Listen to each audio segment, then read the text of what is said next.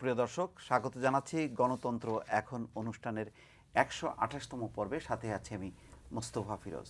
সপ্তাহের এই দিনটিতে আমরা সমসাময়িক বিষয় নিয়ে বিস্তারিত আকারে আলোচনা পর্যালোচনা করি। আমাদের এই মূল অনুষ্ঠানে যোগ দেন বিভিন্ন শিক্ষা প্রতিষ্ঠানের শিক্ষার্থীরা। আমরা গত ২-৩ বছর থেকে এই ধারাবাহিকতা অব্যাহত রাখছি। আমাদের মূল প্যানেলে আজকে 4 জন অতিথি আছেন, আমি পরিচয় করে দিচ্ছি একে একে। ডান প্রান্ত থেকে শুরু করি। কাজী ফিরোজ রশিদ এমপি, প্রেসিডিয়াম সদস্য, জাতীয় পার্টি। তার পাশে আছেন সাদাত হোসেন সেলিম, সিনিয়র যুগ্ম মহাসচিব, এলডিপি। আমার বাম প্রান্তে আছেন মঈনুদ্দিন খান বাদল এমপি, কার্যকরী সভাপতি, জাতীয় সমাজতান্ত্রিক দল জাসদ। তার পাশে আছেন মেজর জেনারেল অবসরপ্রাপ্ত সৈয়দ মোহাম্মদ ইব্রাহিম বীর প্রতীক, চেয়ারম্যান, বাংলাদেশ কল্যাণ পার্টি। 4 জনকে স্বাগত জানাচ্ছি। দর্শক, আপনাদেরকেও স্বাগত জানাচ্ছি। আর আমাদের সাথে যুক্ত আছেন আরেকটি স্টুডিও থেকে, তারা হচ্ছেন বঙ্গবন্ধু হল ডিবেটিং ক্লাবের শিক্ষার্থী। আমরা দেখতে পাচ্ছি 4 জন শিক্ষার্থী আছেন, তারা ঢাকা বিশ্ববিদ্যালয়ের। আমাদের আজকের বিষয় কোন পথে জঙ্গি বিরোধী ঐক্য, যে ঐক্য নিয়ে নানান রকম আলোচনা হচ্ছে, বিশ্লেষণ হচ্ছে। ঐক্যে কারা থাকবেন, কারা থাকবেন না, কিভাবে ঐক্য করা যাবে, জনে জনে ঐক্য নাকি দলে দলে ঐক্য, এই সমস্ত কথা হচ্ছে। কিন্তু এটি বাস্তবতা যে 1 জুলাই যদি হলি আর্টিজানের আমরা সবচেয়ে সর্বাত্মক একটি হামলা বা আক্রমণের ঘটনা যদি হয়ে থাকে, তারপর 1 মাস পেরিয়ে গেলেও আমরা সেইভাবে অর্থাৎ সেন্ট্রালি কেন্দ্রীয়ভাবে আমরা কোনো ঐক্য আমরা দেখছি না। রাজনীতিকদের মধ্যেও সেই একটা কেন্দ্রীয় একটা ঐক্যের আমরা কোনো রূপ আমরা পাচ্ছি না, ছাত্রদের মধ্যে পাচ্ছি না, অন্য কোনো পেশাজীবীর মধ্যে নয়। তবে এটা সত্য যে যার যার অবস্থান থেকে জঙ্গি বিরোধী একটি মনোভাব, ঐক্য বা বক্তব্য আমরা প্রতিনিয়ত শুনছি। এই শোনার মধ্য দিয়ে কি আমরা আসলেই জঙ্গিবাদকে মোকাবেলা করতে পারবো নাকি পারবো না, নাকি আসলেই ঐক্য দরকার, আমরা তা নিয়ে আলোচনা করব। প্রথমেই শুরু করি, কাকে দিয়ে? ফিরোজ ভাই বলবেন না? বাদল ভাই, আপনি শুরু করেন। ফিরোজ ভাই, আচ্ছা আপনি শুরু করেন। মানে বাদল ভাইয়ের কাছেই আমি প্রশ্নটাও ছুড়ে দিই যে আসলে মানে ঐক্যের দরকার আছে কিনা, নাকি যেভাবে আমরা সবাই সচেতন হলাম তার মধ্য দিয়েই এই জঙ্গি বিরোধী যে অবস্থানটা সেটা শানিত করা সম্ভব হবে? দেখুন, খুব স্পষ্টভাবে একটা কথা বলি। আপনি ঐক্য চান, আপত্তি নাই, বাট এটা বোঝার ব্যাপার আছে। প্রত্যেকটি ঐক্যেরও কিন্তু একটা প্রেমিস থাকে। কি ভিত্তিতে ঐক্য? আপনি ঐক্য চাচ্ছেন কোন ভিত্তিতে ঐক্যতে? আপনার সাথে আমার মিল হওয়ার জায়গাটা, কেন একতাবদ্ধ হব, সেই জায়গাটা যদি নির্ধারিত না হয়, ঐক্য বলে এগুলো শব্দ উচ্চারণেরও কোনো লাভ নেই। আমরা ৭১ ঐক্যবদ্ধ হয়েছিলাম, মুক্তিযুদ্ধের চেতনার একটা সুস্পষ্ট প্রেমিস ছিল। আপনি ঐক্যবদ্ধ হয়েছেন, ফসল আপনি স্বাধীনতা পেয়েছেন। এখন যেই ঐক্যের তামাশা চলছে, এইসব তামাশার দরকার নেই। ইম্পর্টেন্ট জিনিসটা হলো আপনার এই ঐক্যটা, মানে যেরকম ঐক্যের একটা ভাব দেখানো হচ্ছে সেই ঐক্যটা হবে না। খুব স্পষ্ট কথা, ঐক্যটা হবে না। ঐক্যটা হবে না কারণ এই যে দুটা জোট বা বলতে গেলে দুটা প্রধান দল, তাদের angularity of thought is quite different. তাদের চিন্তা পদ্ধতি এবং চিন্তার যে অ্যাঙ্গেল, চিন্তার যে বৈশিষ্ট্য, এটার মধ্যে পার্থক্য আছে। সেখানে কোনো কিছু না ঘটে আপনি ঐক্যের সবাই তো যার যার প্ল্যাটফর্ম থেকে ঐক্যের কথা বলছে, সেটা বলুক গিয়ে। সেটা তো আপনার ইলেকশন করার জন্য আপনি বহুত কথা বলবেন, ভোটের মধ্যে আধা পয়সার ইম্পর্টেন্স নাই। ইম্পর্টেন্স যেটা আমি মনে করি সবার বোঝা উচিত, সেটা হলো কতগুলো জিনিস ইদানিংকালের ঘটনা থেকে স্পষ্ট হয়ে গেছে। নাম্বার 1, আমি খুব অল্প কথায় শেষ করি। নাম্বার 1, আপনার এই জঙ্গিপনা বাংলাদেশে চলবে না। এটা আমার এই অনুষ্ঠানটা যদি জঙ্গি ভাইয়েরা শুনেন, তাহলে তাদের জন্য বলছি, এই starting from Morocco ending with Pakistan, এই যে কন্টাজিয়াস মুসলিম ল্যান্ড, তারপরে ভারতের বিশাল জায়গা, তারপরে বাংলাদেশ বিশাল জায়গা, তারপরে ইন্দোনেশিয়া, মালয়েশিয়া। প্রথম হলো, আমি আই এম নট এ সালাফি, আমি কট্টর ওহাবিবাদের সমর্থক নই, আমি সালাফি নই। সুতরাং মরুভূমিতে যে ইসলামের চর্চা হয়েছে খুব পরিষ্কারভাবে আমি সেই ইসলামের পার্ট না। আমার এখানে ইসলাম এসছে সুফিদের কাঁধে করে, যে কারণে এইখানকার বাস্তবতা হলো বড় বড় সুফি সেন্টদের যে মাজারগুলো আছে, সর্বধর্মের মানুষ কিন্তু সেখানে যায়।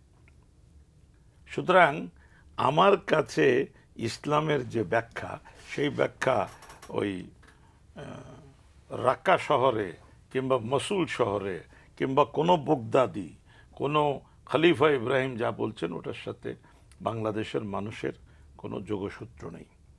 দুই, যারা এই জঙ্গিপনা করছেন তাদের বোঝা উচিত এটা এমন একটা জাতি, মানে অন্যদের সাথে আমাদের ডিফারেন্স হলো রিসেন্ট ইতিহাসে কোনো মুসলিম, তথাকথিত মুসলিম প্রধান দেশ একটি রক্তাক্ত লড়াইয়ের মধ্যে দিয়ে স্বাধীনতা পায়নি। এই যে স্বাধীনতার স্মৃতিটা এখনো মানুষের মাথায় খুব উজ্জ্বল। বাস্তবতাটা হলো এই দেশের মানুষ ধর্মভীরু, তার চেয়েও বড় বাস্তবতা হলো তার সংস্কৃতিটাকেও সে গভীরভাবে আঁকড়ে ধরেছে। সে যেমন ধর্মভীরু, তেমনি ওই পয়লা বৈশাখ 20 লক্ষ লোক কার্নিভালে যোগ দেয়। It is now the largest biggest carnival in the world. So এটাও বাস্তবতা। সুতরাং আমি যেটা বলছি সেটা হলো, কথা অনেক হচ্ছে, এই জঙ্গিপনা বাংলাদেশের মাটিতে শিকড় পাবে। আচ্ছা, আমরা একটু ঐক্যের আসলেই প্রয়োজন আছে কিনা সাদত হোসেন সেলিম, বর্তমান প্রেক্ষাপটকে দেখুন। এখানে ঐক্যর ব্যাপারটা যেটা একটা বিপদ, ঐক্যটা কি জন্য? আপনার ঘরে আগুন লেগেছে অথবা পাড়ায় ডাকাত পড়েছে, মসজিদের ইমাম সাহেব যখন মাইকে ঘোষণা করেন তখন কিন্তু তিনি বলেন না যে যারা মুসলমান তারা এগিয়ে আসেন অথবা যারা নামাজ পড়েন তারা এগিয়ে আসেন। একটা বিপদে কিন্তু সবাইকে ঐক্যবদ্ধ হওয়ার একটা আহ্বান জানানোর মধ্যে অন্যায় কিছু না, এবং আমরা যে কোনো বিপদেই আমরা ঐক্যবদ্ধ হয়ে যাই। এটা এখন জাতির সামনে একটা মহা দুর্যোগ। আমরা স্বাধীনতা উত্তরের চাইতে বড় দুর্যোগ আমরা আর মোকাবিলা করিনি। সারা পৃথিবীতে সন্ত্রাসী কর্মকাণ্ড হচ্ছে, সন্ত্রাসী কর্মকাণ্ডরা হয় নিজের জীবন বিসর্জন দিচ্ছে, যে কোনো একটা স্থাপনায় হামলা করছে, সেখানে কিন্তু বেছে বেছে কিন্তু কাউকে হত্যা করছে না। সেখানে এই যে নিজ শহরে কিন্তু মুসলিমও মারা গেছেন, তাই না? সুতরাং আমরা চেয়েছিলাম যে দলমত নির্বিশেষে প্রত্যেকে আমরা একটা ঐক্যবদ্ধ হয়ে আমরা জাতির সামনে একটা মেসেজ দেওয়ার জন্য যে ইসলামের এই বিভাজন যারা সৃষ্টি করছে তাদের বিরুদ্ধে আমরা এক এবং অভিন্ন, এই মেসেজটা আমরা দিতে পারি। এটা আমাদের জন্য একটা দুর্ভাগ্য। আর ব্যাপারটা হলো ঐক্য হবে কিনা, ঐক্য হওয়ার আদৌ আর কোনো সম্ভাবনা আছে বলে আমি মনে করি না। কারণ এখানে ঐক্য হলে অনেকে স্বার্থ নষ্ট হবে, ঐক্য হলে অনেকে গুরুত্ব নষ্ট হয়ে যাবে, এবং যাদের গুরুত্বহীন হয়ে যাবেন তারাই কিন্তু এখন ঐক্যের বিরুদ্ধে প্রচণ্ডভাবে তারা কিন্তু উঠে পড়ে লেগেছেন। এখন আপনি দেখুন, বাংলাদেশে যদি প্রতিটা রাজনৈতিক দল ঐক্যবদ্ধ হয় কিন্তু আওয়ামী লীগ সাথে নেই, সেটা ঐক্য হবে না। আবার আওয়ামী লীগের নেতৃত্বে যদি সমস্ত রাজনৈতিক দল মত গোষ্ঠী ঐক্যবদ্ধ হয়, বিএনপি না, সে ঐক্য হবে না। সুতরাং আসলে এখন আমরা যেটা মনে করি সেটা হলো যে আমাদের যদি লক্ষ্য এক থাকে, আমরা ভিন্ন ভিন্ন কক্ষে অবস্থান করে কিন্তু লক্ষ্য অর্জন করতে পারি। সেক্ষেত্রে বিএনপির নেতৃত্বে একটা জোট আছেই, আওয়ামী লীগের নেতৃত্বে একটা জোট আছে। এই জোটের বাইরে যারা আছে তারা অনেক সময় হয়তো কেউ আসে নাই এই জোটের মধ্যে। যারা কমফোর্ট ফিল করবে তারা যে জোটে যেতে পারে। আমরা যে আহ্বান জানাচ্ছি, এই আহ্বান জানিয়ে আমরা যাব। এখন দেখুন, এই সন্ত্রাসী কর্মকাণ্ড অথবা আজকের যে জঙ্গির উত্থান, এটা কিন্তু একদিনে হয়নি। এতদিন সরকার ঘুমিয়েছিলেন অথবা যারা দায়িত্বপ্রাপ্ত তারা ঘুমিয়েছিলেন। ধীরে ধীরে যে এখানে একটা বিজাতীয় মতবাদ এখানে আমাদের প্রতিষ্ঠা করছে, আমাদের বাপ দাদা পূর্বপুরুষরা আমরা যে ধর্মের মধ্যে ছিলাম সেই ধর্মকে বিশ্বাসকে তছনছ করে দিয়ে নতুন নতুন তত্ত্ব উপস্থাপন করছে। আমরা কিন্তু তখন কেন ঘুমিয়েছিলাম? আমরা কেন আপনার একদম আধুনিক ব্যবস্থাপনায় আধুনিক পদ্ধতিতে টেলিভিশনে দিনের পর দিন জেহাদ কতল ইত্যাদি শব্দ উচ্চারণ করে যাচ্ছে, আমরা কেন আপনার বাধা দিই নাই? আমরা কেন দীর্ঘদিন যাবৎ আমাদের শবে বরাত পালন করে আসছি, মসজিদে তালা দিচ্ছে, তখন কেন আমরা সচেতন হই নাই? এগুলো এখন চিন্তা করার কথা। এই দেশের মধ্যে, এই দেশে কিন্তু জঙ্গিপনার মাধ্যমে ইসলাম কায়েম হয় নাই। এই দেশে কিন্তু প্রেম ভালোবাসা আপনার জয় করে নিয়ে, মানুষের মন জয় করে নিয়ে কিন্তু আপনার আমরা এখানে ইসলাম প্রতিষ্ঠা করেছে, সুফি মতবাদ মানে সুফিজমে আমাদের এই মাটি, এই মাটিতে জঙ্গিপনার কোনো স্থান নেই, আমি এই ব্যাপারে দ্বিমত পোষণ করছি না। কিন্তু এতদিন কোথায় ঘুমিয়েছিলেন, এখন বলছেন যে জঙ্গি আর হবে না, মানে কি তা হওয়ার জন্য কি আপনারা একটা মানে রাস্তা করে দিয়েছেন? আপনারা কি চেয়েছেন যে এরকম একটা কিছু হোক তারপরে এটা বন্ধ করবেন? এটা প্রয়োজন ছিল না, কারণ এটা একটা রং মেসেজ সারা পৃথিবীতে গেছে। আমরা এখানে ঘুরে দাঁড়াতে চাই। এখানে আপনার সাগর মহাসাগর, চুরি লুণ্ঠন ইত্যাদির মধ্য দিয়েও ব্যক্তিগত পর্যায়ে কিন্তু মানে সবাই কাজ করে দেশটাকে একটা যখন আমরা স্থিতিশীল অর্থনৈতিক আমরা পরিবেশে আমরা উন্নীত হতে যাচ্ছি, তখনই এই হামলাটা। আমরা আগে চিন্তা করতে হবে এখানে বেনিফিশিয়ারি কারা। আজকে আমাদের দেশে অর্থনীতি বন্ধ হয়ে গেলে, ধ্বংস হয়ে গেলে কারা এটা বেনিফিশিয়ারি? আজকে শপিং মলে হামলা করার গুজব ছড়ানো হচ্ছে, আমরা শপিং মলগুলো বন্ধ হয়ে গেলে কার লাভ? নর্থ সাউথ ইউনিভার্সিটির মতো ইউনিভার্সিটি, ইংরেজি মাধ্যমগুলো বন্ধ হয়ে গেলে কার লাভ? আমাকে গভীরভাবে চিন্তা করতে হবে। আমরা জাতীয় এবং আন্তর্জাতিক ষড়যন্ত্রের শিকার হতে চাই না। সেই কারণে আমরা চেয়েছিলাম মুক্তিযুদ্ধে চলাকালীন সময় যেমন আমরা সমস্ত দল মত আমরা এক ছিলাম গুটি কয়েকজনের বিরুদ্ধে। আপনি দেখুন মুক্তিযুদ্ধে কিন্তু আওয়ামী লীগ সরকারের নেতৃত্বে মুক্তিযুদ্ধ পরিচালিত হওয়ার পরেও কিন্তু মওলানা ভাসানীর নেতৃত্বে 6টি রাজনৈতিক দলের একটা ঐক্য পরিষদ গঠন করা হয়েছে এবং সেখান থেকে কিন্তু তারা মুক্তিযুদ্ধকে সমর্থন দিয়েছে। আমরা এটা করতে পারতাম। আমরা বেগম খালেদা জিয়া কিন্তু যথার্থইভাবে কিন্তু কে ক্ষমতায় যাবে কে ক্ষমতায় থাকবে এটা জাতির সামনে উপস্থাপন না করে তত্ত্বাবধায়ক সরকার, নির্বাচন, আন্দোলন কোনো কিছু না বলে নিঃশর্তভাবে তিনি একটা জাতীয় ঐক্যের ডাক দিয়েছেন। এটাকে কটাক্ষ করা হয়েছে, এটাকে বিভিন্নভাবে আপনার বাধা দেওয়া হয়েছে। ঠিক আছে, বাধা দিয়ে সরকার যদি তারপরও যদি কামিয়াব, আমরা চাই কিন্তু দেশটা শান্তি থাকুক, জঙ্গিবাদটাকে আমরা নির্মূল করতে চাই। সেক্ষেত্রে কারো কোনো সহযোগিতা করলে আমরা লিবারেল ডেমোক্রেটিক পার্টি এনডিপির পক্ষ থেকে কিন্তু আমরা দাঁড়িয়ে আছি আমরা সহযোগিতা করার জন্য। যার ইব্রাহিম ভাই, যার অবস্থান থেকে এই আলাদা আলাদা ঐক্যটা কি আসলে মানে খুব ফল দেবে না মানে ঠিকই আছে, বিভক্তভাবে অবস্থান নিয়ে জঙ্গিবাদকে মোকাবেলা করা যাবে কিনা? আপনাকে এবং এখানে আরও আমার 3জন সহকর্মী ভাইকে, দেশবাসীকে শ্রদ্ধা জানাচ্ছি। আসসালামু আলাইকুম। বিসমিল্লাহির রহমানির রহিম বলে শুরু করি। আপনি দুটা কিওয়ার্ড উচ্চারণ করেছেন, যার অবস্থান থেকে, আর সেটা একটুখানি ইঙ্গিত জনাব সেলিম ইতিমধ্যেই বলে ফেলেছেন, শুরুতেই বলে ফেলছেন যে বৃহত্তর ঐক্যের কথা জাতীয় ভিত্তিতে বলা হচ্ছিল, সেটা সম্ভাবনা কমে গেছে। তো উনি বলেছেন, বাদল ভাই বলেছেন, রাইট। দুজনেই মোটামুটি একই, হয়তো শব্দমালা চয়েস অফ ওয়ার্ডস ডিফারেন্ট ছিল, বাট থিমটা একই। আমি মনে করি যে এই ধরনের চরমপন্থী, উগ্রবাদী বা সন্ত্রাসী, জঙ্গিবাদী কর্মকাণ্ড পৃথিবীর অন্যান্য দেশের সাথে বেশ কিছুদিন ধরে চলছিল এবং বাংলাদেশেও এই দলগতভাবে হয় নাই 2-4 বছরের মধ্যে, কিন্তু টুকটুক টুকটুক করে কিন্তু মেরেই যাচ্ছিল। তো তখন সকলেই বলেছে ডিনায়াল সিনড্রোম, যে নাই নাই নাই নাই এরকম কথা বলা, এটা বিচ্ছিন্ন ঘটনা, নাই নাই নাই নাই। তো যখন অ্যাকচুয়ালি গুলশানের ঘটনাটা ঘটে গেল, তখন সম্বিত ফিরে পড়লো, সবাই পুরো জাতি আসলে ঘুমের থেকে উঠে গেল। তো একটা সাকসেস হয়েছে, সেটা হলো পুরো জাতি একই সঙ্গে একটা জায়গায় চিন্তা করেছে যে আমরা আক্রান্ত, এটাকে প্রতিহত করতে হবে। এখানে আমার মনে হয় রাজনৈতিক দল, মতপার্থক্য কোনো কিছুর জন্যই অপেক্ষা না করে মনের ভেতরে, চেতনায়, অঙ্গীকারে একটা একতা এসছে বা ঐকমত্য এসেছে। দ্বিতীয় হচ্ছে কিন্তু মানুষের মনে ভয় সন্ত্রাস, সেটা কি দূর হয়েছে? সেটারও ঐক্য আছে, যে ভয়টা তো ঐক্য, যে আমরা সবাই ভয়ে আছি না, এটা তো কোনো ভালো জিনিস হলো না। এটা হলো চরমপন্থী বা সন্ত্রাসীরা তাদের যে লক্ষ্যবস্তু, সেখানে তারা কিছুটা আংশিকভাবে সফল হয়েছে, একটা ভয় ঢুকিয়ে দিয়েছে অনেকখানি। গুলশান, ঢাকা ইত্যাদি জীবনযাত্রাকে ব্যাহত করে ফেলেছে, বিভিন্ন রকমের কর্মকাণ্ডে আপনাকে সরকারকে বাধ্য করছে বা প্ররোচিত করছে, প্ররোচিত স্কুল বন্ধ আছে। তো সেজন্যে আমরা ওখানে ফেরত যাই। যেই ঐক্যের আহ্বানটা নিয়ে আপনি আলোচনাটা শুরু করেছিলেন, যেটাতে বাদল ভাই বলেছেন, সেলিম ভাই বলেছেন, সবাই, এটা তো জোটের উপরে নির্ভর করছে। তো আপনার পছন্দ করি বা না করি, we like it or we don't like it, বাস্তবে বেগম খালেদা জিয়া 20 দলীয় জোটের প্রধান এবং মাননীয় প্রধানমন্ত্রী, দেশের প্রধানমন্ত্রী, আওয়ামী লীগের সভানেত্রী এবং 14 দলীয় জোটের প্রধান। তো এখানে তো ওই পরিচয়টা বিচ্যুত করে আহ্বান জানানো সম্ভব না, এটা ব্যক্তি খালেদা জিয়ার আহ্বান না, এটা জোটনেত্রী বিএনপি নেত্রী বেগম খালেদা জিয়ার আহ্বান। তো ওটা বোধহয় প্রভাবান্বিত করেছে, সেই জন্যই প্রিএমটিভলি এটাকে সরকার পক্ষ আমি মনে করি যে বাধাগ্রস্ত করেছে। কিন্তু এখানে আমরা বলতে পারি যে ঐক্যটা প্রত্যেক জোটের আওতায় ছত্রছায়ায় বা বৃহত্তর পরিসরে এটা সম্ভাবনা প্রচুর আছে।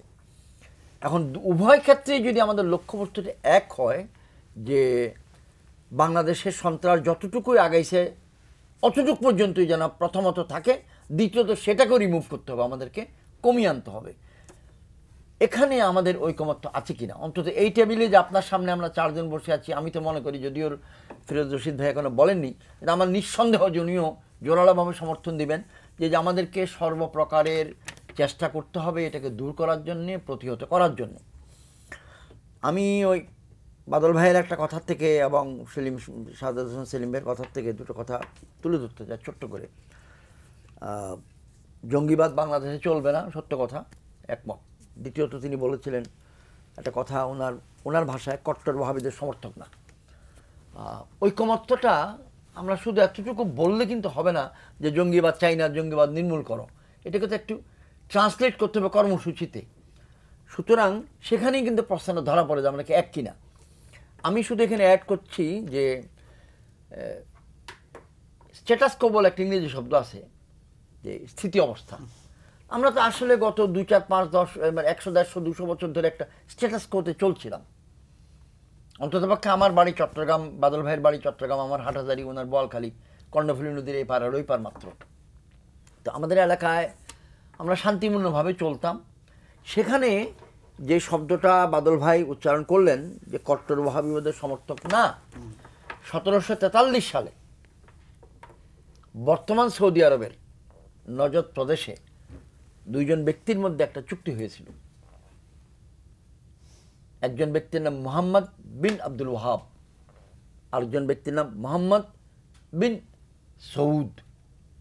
চুক্তির মধ্যে কথা ছিল এরকম যে জনাব মুহাম্মদ বিন আব্দুল ওয়াহাব উনি বললেন যে ধর্মীয় বিষয়টি একান্তভাবে আমার উপরে ছেড়ে দিবে, আমি এটার দায়িত্বে থাকব, আর রাষ্ট্র চালানোর জন্যে, সংসার চালানোর জন্য, সমাজ চালানোর জন্যে তুমি মোহাম্মদ বিন সৌদ, আমি তোমাকে সহায়তা করব, তুমি আমাকে সহায়তা করবা। এবং সেই সিস্টেম চলছে। টেলিভিশন অত্যন্ত পাওয়ারফুল একটা মাধ্যম। গত 15-20 বছরে বাংলাদেশে স্যাটেলাইট টেলিভিশন চ্যানেল প্রলিফারেট করেছে, ভীষণ ব্যাপ্তি পেয়েছে, এবং তার মাধ্যমে অনেক ভালো ভালো জিনিসের ব্যাপ্তি হয়েছে, অনেক মন্দ জিনিসের ব্যাপ্তি হয়েছে, এবং প্রশ্নবোধক চিহ্নের ব্যাপ্তি হয়েছে। শাহাদাত হোসেন সেলিম সাহেব শব্দ দুটো উচ্চারণ করেই ফেলছিলেন বারবার যে এই টেলিভিশন চ্যানেলের মধ্যে জিহাদ শব্দটা এসছে কিনা, এই যে শব্দটা উচ্চারিত হয়েছে বারবার, অর্থাৎ আপনার মনকে বিপ্লবী করার চেষ্টা করা হয়েছে। কিসের বিরুদ্ধে সেটা হয়তো বলা হয় নাই, কিন্তু মানের মধ্যে আমাদের সমাজে চিন্তার জগতে স্থিতিশীলতা নষ্ট হয়েছে। তার মধ্যে টেলিভিশন এবং এর অনুষ্ঠানগুলোর কিছুটা ভূমিকা আছে। এখন ঐক্যে ওই প্রশ্নটা আসবে যে আপনার মনের মধ্যে, আমার মনের মধ্যে কি আমরা এটাকে রিকগনাইজ করছি কিনা যে এই জিনিসটা ক্ষতিকারক। অর্থাৎ আমি 1 ডিগ্রি পিছিয়ে গিয়ে বললাম যে সন্ত্রাস বা জঙ্গিবাদ বিরোধী ঐক্যে এটাকে যেটা বাড়িয়ে দিয়েছিল সেই উপাত্তগুলোর বিরুদ্ধে আপনার ঐক্য হবে কিনা। অর্থাৎ সমাজে মানুষের মনে শান্তি আনা, স্থিতিশীলতা আনা, সুফিবাদ আমরা যেটাতে বিশ্বাস করি এবং যেটার উপরে বাংলাদেশ আসলে শান্তিপূর্ণভাবে পৃথিবীর বুকে উজ্জ্বলভাবে বেঁচেছিল, সেটার উপর যে আপনি আঘাত আনছিলেন, সেটার একটা বাই প্রোডাক্ট কিন্তু এইসব। আরও অনেক কারণ আছে, আই রিপিট, আরও অনেক কারণ আছে। কোনো অবস্থাতেই যেন কেউ দর্শক শ্রোতা বা আপনি ভুল না বোঝেন যে এটার উপরেই জোর দিচ্ছি নাকি। অর্থাৎ আমি শুধু উদাহরণস্বরূপ বলতে চেয়েছি আমাদের মনের মধ্যে কি ওই ঐক্যটা আছে কিনা, যে সামনে যেটা দেখছি সেটা হচ্ছে খুনাখুনি, রক্তারক্তি, ধ্বংস, কিন্তু তার পিছনে যেই উপাত্তগুলো তাকে এই স্টেজে নিয়ে এসছে ওগুলোকে রিকগনাইজ করার জন্য আপনার মনের মধ্যে ওই শক্তিটা আছে কিনা বা ইচ্ছাটা আছে কিনা যে we want to tackle the causes, the factors যেটা কন্ট্রিবিউট করেছে। আমি এটা বলেই শেষ করতে চাই, সর্বশেষ আপনি প্রাথমিক বক্তব্য এটা, মাননীয় দেশনেত্রী বা 20 দলীয় জোট নেত্রী বেগম খালেদা জিয়া দাওয়াত দিয়েছেন তিনি বলেছেন তো সেই 2 তারিখেই জুলাই মাসের, এখন থেকে 1 মাস 5 দিন 4 দিন আগে 14-15 তারিখে তিনি 20 দলীয় জোটের নেতাদের সঙ্গে বসছিলেন, ঠিক পরপরই স্থায়ী কমিটির সঙ্গে বসছিলেন, পরের দিন পেশাজীবী বুদ্ধিজীবী ভাইদের সঙ্গে বসছিলেন। এখন তিনি একটা ইন্টারাকশনে আছেন, যেমন সকলেই দেশবাসী সংবাদের মাধ্যমে দেখেছে যে বঙ্গবীর আব্দুল কাদের সিদ্দিকীর সঙ্গে একটা বৈঠক হয়েছে, তার রেজাল্ট বঙ্গবীর কালকে বলবেন, বিএনপিও নিজের নিয়মে বলবে। এই প্রক্রিয়াটা আশা করছি আমরা 3-4 দিন 5 দিন 7 দিনের মধ্যে একটা মোটামুটি দিক নির্দেশনা পেয়ে যাবে। আমরা বুঝবো যেটা নিয়ে আলোচনা, যেটা নিয়ে কৌতূহল বা উৎসাহ, ওটা ওদিকে যাবে কিনা। কিন্তু আমি দৃঢ়ভাবে বিশ্বাস করি একান্তভাবেই 2 জোটের মধ্যে ঐক্য না হলেও লক্ষ লক্ষ কোটি কোটি মানুষের মনের মধ্যে কিন্তু ঐক্যটা আছে যে আমরা সন্ত্রাস বিরোধী অবস্থান নিয়েছি।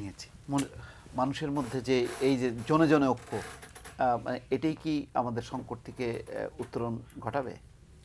এইটা তো কোনো সাবজেক্টই না। ঐক্য দেশ একটা ঝাঁকুনি খেয়েছে, গুলশান ঘটনা বিরাট ঝাঁকুনি, এই জন্য কেউ প্রস্তুত ছিল না। এবং এই সঙ্গে সঙ্গে আপনি নিজেই বলেছেন যে ইংলিশ মিডিয়াম স্কুলগুলো অধিকাংশ বন্ধ হয়ে গেছে, মানুষের মধ্যে আতঙ্ক এখনও কাটে নাই, এবং গুলশানের সমস্ত রেস্টুরেন্টগুলো বন্ধ সব। একটা হলো যে কোনো রেস্টুরেন্টে কোনো মানুষ যায় না খেতে, তারপরে সরকারও এগুলো উচ্ছেদের একটি করছেন।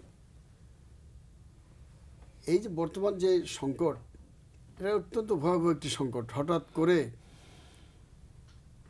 বলা নাই কয় নাই, আমরা টেলিভিশন পর্দায় দেখলাম যে একটি রেস্তোরাঁর মধ্যে কিছু দুষ্কৃতিকারী আছে এবং পুলিশ সেই রেস্তোরাঁ ঘিরে রেখেছে। ইতিমধ্যে যে পুলিশ মারা গেছে, ওখানে হামলা হয়েছে, এটা আমরা বুঝতে পারি প্রথম টেলিভিশন দেখে। পরে যখন লাইভ দেখতেছিলাম আস্তে আস্তে দেখা গেল যে পুলিশ গেল, র্যাব গেল, বিজেপি গেল, এরপরে নামাই দিল লেকের মধ্যে। তখন বুঝতে পারলাম যে জিনিসটা অত্যন্ত সংকট, চরম সংকটের মধ্যে। তো এই সংকট তো গোটা 17 কোটি মানুষের সংকট। আপনি খালি ঘরে বসে ঐক্য করবেন, এটা তো কোনো সংকটের সমাধান না। কিসের ঐক্য? আপনি রাস্তায় আপনার যার ওয়েতে শেষে কাজ করেন না। আমি তো দেখি না যে এই সন্ত্রাসের পক্ষে, এই জঙ্গিবাদীর পক্ষে, এই টেরোরিজমের পক্ষে কেউ আছে। যদি কেউ না থাকে তাহলে গোটা জাতীয় ঐক্য তো এমনি হয়ে গেছে। তো ঐক্যের জন্য দরখাস্ত হলেই আপনি আস্তে আস্তে ঘুরবেন, এই টেলিভিশনের সামনে পড়তে ঐক্য, এই কথাকে এই সময় নষ্ট করবেন কেন? আমার যেটা হচ্ছে যে এদের সাংবাদিক আছে, বুদ্ধিজীবী আছে, সুশীল সমাজ আছে, রাজনীতিবিদরা আছেন, সর্বস্তরে ব্যবসায়ীরা আছে, জনগণ যার জায়গায় থেকে তারা কেউ তো এটাকে পছন্দ করে না। দেশ সামনে দিকে এগিয়ে যাবে। এখন আপনারা এই ধরনের একটি অবস্থায়, আমরা এই বাংলাদেশ একটি শান্তির দ্বীপ, ঐক্যের আলোচনা হচ্ছে কেন? তো এখন ঐক্যের আলোচনা সময় নষ্ট করতেছে গোটা জাতির ওইদিকে, যে আমার ঘরের মধ্যে বেশি খালি ঐক্য করবো, বাইরে যা ইচ্ছে হয়ে যাবে, এটা তো হতে পারে না। ঐক্য কিসের? আপনার কাজ আপনি করেন না ভাই, আপনাকে কেউ কয় না তো যে আপনি ঐক্য করেন, আমার ডাকাডাকি করে আপনি সময় নষ্ট করেন কেন? মিটিং দেন, জনগণকে ঐক্যবদ্ধ করেন। টেলিভিশনে আপনি যে কথা বলতেছেন যে এখন আমাদের এইটার মধ্যে আসা উচিত, এইটার সৃষ্টি কোথায়? একদিন তো এটা হয় নাই। আপনি এখন দেখেন, এটা কি বলবেন? টেররিস্ট বলবেন? টেররিজম, এক্সট্রিমিজম, ফান্ডামেন্টালিস্টেরা না মিলিটেন্টেরা, কি বলবেন আপনি? একটা আমি তো বুঝতে হবে। একসাথে আপনি জঙ্গি বলে দিলেন, ওটা দুজন ভালো ইংরেজি জানে। টেররিস্ট আছে, ফান্ডামেন্টালিস্ট আছে, এক্সট্রিমিস্ট আছে, আবার মিলিটেন্ট। আপনি একসাথে মিলিটেন্ট বলে দিচ্ছেন যে সব জঙ্গি। ভালো কথা। ভারতের 60-এর দশকে চারু মজুমদারের নেতৃত্বে নকশাল আন্দোলন শুরু হয়েছিল। কেন? যে এই যে সমাজের যে বৈষম্য, এই যে সীমাহীন দুর্ভোগ, এটি কাটিয়ে সমস্ত সমাজটাকে এক করবো আমরা। অতএব কি করতে হবে? জমিদার যোদ্ধা যারা আছে, সমাজপতি যারা সমাজটাকে এইখানে নিয়ে যাচ্ছে, তাদেরকে আমরা সাইজ করে ফেলাবো।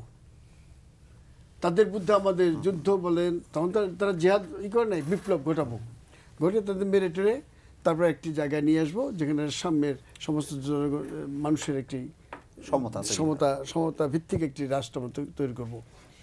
এই যে স্বপ্নটা দেখিয়েছিল ঝাঁকে ঝাঁকে যুবক যুবতী শিক্ষিত সমস্ত মানুষ, চারু মজুমদারের সেই নকশাল আন্দোলন ঢুকে গেল। শুধু পশ্চিমবাংলা না, গোটা ভারতে রাতারাতি ছড়িয়ে পড়লো বিস্ফোরণের মতন। থানা লুট করলো, তারা হামলা করলো, পুলিশের কাছ ব্যাংক, থেকে পুলিশ, অস্ত্র এইটা কেড়ে সেইটা সব কিছু। এরপর আপনি লক্ষ্য করবেন 70 দশকে ওই চারু মজুমদারকে অনুসরণ করে এখানে সর্বহারা দল শের শিকদার একই পন্থায় সৃষ্টি করছিল এই বাংলায় বুকেই। আমাদের যুদ্ধের সময় তারা একদিকে তারা পাকিস্তান আর্মির বিরুদ্ধে লড়ছে, একদিকে আমাদের বিরুদ্ধে লড়েছে। গেল শের শিকদার। এরপরে বাদল ভাইরা জিএসডি করলেন, করে বগির সমাজতন্ত্র নামে আবার আরেকটি দায়ী করে তারা শুরু করলো গণবাহিনী। এখানেও কিন্তু দেখেন ঠিক স্বাধীনতার পরপর আমাদের যারা মুক্তিযুদ্ধে অংশগ্রহণ ছিল তারা এবং সাধারণ লোকরা প্রচুর ঝুঁকে পড়লো এই জাসদের দিকে। তাদের মিটিংয়ে প্রচুর লোক হইতো, তাদের জনসমর্থন বাড়লো, একটা বিশাল ব্যাপার হয়ে গেল, গণবাহিনী সৃষ্টি করলো এবং করে তারাও এই দেশে এই প্রচুর রক্তক্ষয় হইল। 35টা থানা ফাঁড়ি লুট করা, এটা সেটা করা, এই করা, অনেক কিছু হয়েছে। এগুলো থেমে গেল। এই যে আমার কাছে আজকের পেপারে আছে যে জঙ্গি হামলা, এখানটা শুরু হয়েছে 2001-এর 3রা জুন গোপালগঞ্জে গির্জায় বোমা হামলা হয়েছিল। বাংলা নববর্ষের 2001 সালের 14 এপ্রিল রমনা বটমূলে। তারপর 1999 সালের 6 মার্চ যশোর উদ্দেশ্যে অনুষ্ঠানে। নারায়ণগঞ্জে 2001 সালের 16 জুন নির্বাচন উপলক্ষে স্বামী ওসমানের কার্যালয়ে। 2004 সালে 21শে মে এটা সিলেটে ব্রিটিশ হাইকমিশনের হামলা হয়েছিল এবং সর্বশেষ 2004 সালের 21শে আগস্ট, এই আগস্ট মাসে শেখ হাসিনার সমাবেশে গ্রেনেড হামলা হয়েছিল। গোটা এই সমস্ত 13টি গ্রেনেড হামলায় 109 জন নিহত হয়েছে, 700 জনের বেশি আহত হয়েছে ইত্যাদি। এটা নতুন না, এটা তো শুরু হয়েছে অনেক আগে থেকে। আমরা বীরের জাতি, এই জাতি আমরা দেশ স্বাধীন করেছি বঙ্গবন্ধুর নেতৃত্বে। দীর্ঘ একটি সংগ্রাম লড়াই করে 9 মাসের যুদ্ধে দেশ স্বাধীন হয়েছে। সশস্ত্র বিপ্লবটা 9 মাসে হয়েছিল, কিন্তু যুদ্ধের প্রস্তুতি নিতে হয়েছিল বহুদিন আগে থেকে এবং একদিন এটি হয় না। গোটা 7.5 কোটি বাঙালিকে বঙ্গবন্ধু ও বাদল যেটা বললেন একটা প্ল্যাটফর্মে আনতে পেরেছিলেন। সে আমাদের সামনে একটি জিনিস দেখাতে পেরেছিলেন, যেই যে পাকিস্তানের শোষণ, অন্যায়, অত্যাচার, সীমাহীন এই যে আমাদের উপর যে অত্যাচার, চাকরিতে এবং ওনারা সামরিক বাহিনীতে চাকরি করছে, সেখানে কত %? ব্যবসা বাণিজ্য নেই বাঙালিদের। আমাদের লেখাপড়া শিক্ষা কেরানিগিরি করবো? আমরা যারা ছাত্রলীগ করে জেল খেটেছি, আমাদের তো সামনে চাকরি হবে না। পুলিশ রিপোর্ট খারাপ ছিল, তো আমাদের হয় বর্তালে উকিল হইতে হবে অথবা মুদির দোকানদার করে জীবন কাটাতে হবে। বঙ্গবন্ধু তখন বলল যে এই শোষণের বিরুদ্ধে তোমরা ঐক্যবদ্ধ হও। আমি 6 দফা দিলাম, আমাদের যদি এই 6 দফা মেনে বাঙালিরা ঐক্যবদ্ধ হও, আমি তোমাদের জন্য আমি আলাদা করব। তা যখন তারা 6 দফার উপরে 70-এর নির্বাচনে বঙ্গবন্ধু জেতার পরে যখন আমাদের শাসনভার দিল না এবং ভুট্টো সাহেব ইয়ে খানকে নিয়ে আবার একটা কনস্পিরেসি করলো, তখন যুদ্ধ করা ছাড়া আমাদের সামনে আর কোনো উপায় ছিল না। 71 সালে বঙ্গবন্ধুর নেতৃত্বে গোটা জাতি এক হয়ে যুদ্ধ করলাম। এখন জাতীয় ঐক্য জাতীয় বিভক্তি আমি দেখি না। একটা দেশে বহু রকম দল থাকবে। বিএনপি বড় দল, 3-4বার রাষ্ট্রীয় ক্ষমতা ছিল। আওয়ামী লীগ একটা বিশাল দল, তারা রাষ্ট্রীয় ক্ষমতা আছে। তো এদের মধ্যে তো ঐক্য হওয়ার প্রশ্ন নাই। তারা যার বিএনপি কিন্তু এই জঙ্গিবাদের বিরুদ্ধে বা সন্ত্রাসের বিরুদ্ধে বা এই ইসের বিরুদ্ধে তারা কিন্তু সোচ্চার কথা বলতেছে, যেটা আমরা চাই না কেউ। আওয়ামী লীগ বলতে তার সরকার, তারা তো চাবে না নিজের ঘরে আগুন লাগুক। তারা তো জনগণের জানমালের শান্তি নিশ্চিত দেওয়ার জন্য তাদের উপর দায়িত্ব। তাহলে অনেক তো আমি দেখি না। তাহলে আপনি এই দুইজনকে এক প্ল্যাটফর্মে আনতে চান কিসের জন্য? এটা কি আপনি একসাথে আগামী নির্বাচন করবেন? তাহলে তো ইলেকশন হয় লাগে না। ওনারা দুজন একসাথে তো আমাদের সব প্রবলেম সলভ হয়ে যায়, ন্যাশনাল গভর্নমেন্ট করা যায়। তো কিসের লেগে আমরা দুজন এক হইতে হবে? খালেদা জিয়া নিজেও এই যে ওনাদের সাথে এই যে ইব্রাহিম ভাইয়ের সাথে আলাপ করবে, কাদের সিদ্দিক সাহেবের আলাপ করছে, উনি এটা আলাপ করছে কীভাবে। এখন এটা কি ইলেকশন আলাপ বা জঙ্গিবাদের আলাপ? উনি তো এইটার বুদ্ধে কথাই বলতেছেন। তাই এখন আবার মিটিং ডেকে তো এটার কোনো দরকার নেই। মিটিংয়ে নেমে গেলে হয়, প্রত্যেক ডিভিশন অনুযায়ী গেলে তো বড় বড় মিটিং করবে যে আমরা ভাই শান্তির দেশ, অশান্তি চাই না, কেউ এই লাইনে যাবেন না।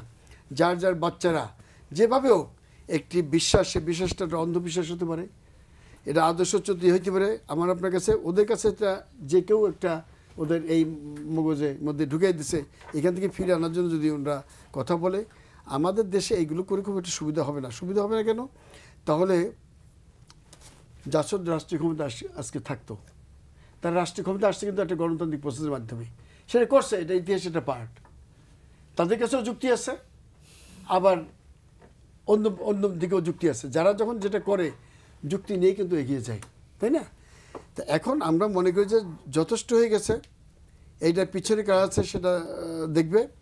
আমরা মনে করি যে এই যে আমরা গোটা জাতি এখন যেটা, এটার বিরুদ্ধে সবাই সাংবাদিকরা প্রতিনিয়ত টকশোতে, আর কিছু নাই কিন্তু রাত্রিবেলা জেগে জেগে শুধুমাত্র এই ঘটনা, তা আর তো কিছু হচ্ছে না এখানে। কিন্তু আমরা কেন ব্যবসা বাণিজ্য নিয়ে আলোচনা করতেছি না, অন্য কোনো ইস্যু নেই। ইস্যু মাত্র একটাই, যে এই যে কাজগুলো ঘটে গেল, এইটা আমরা কেউ চাই না।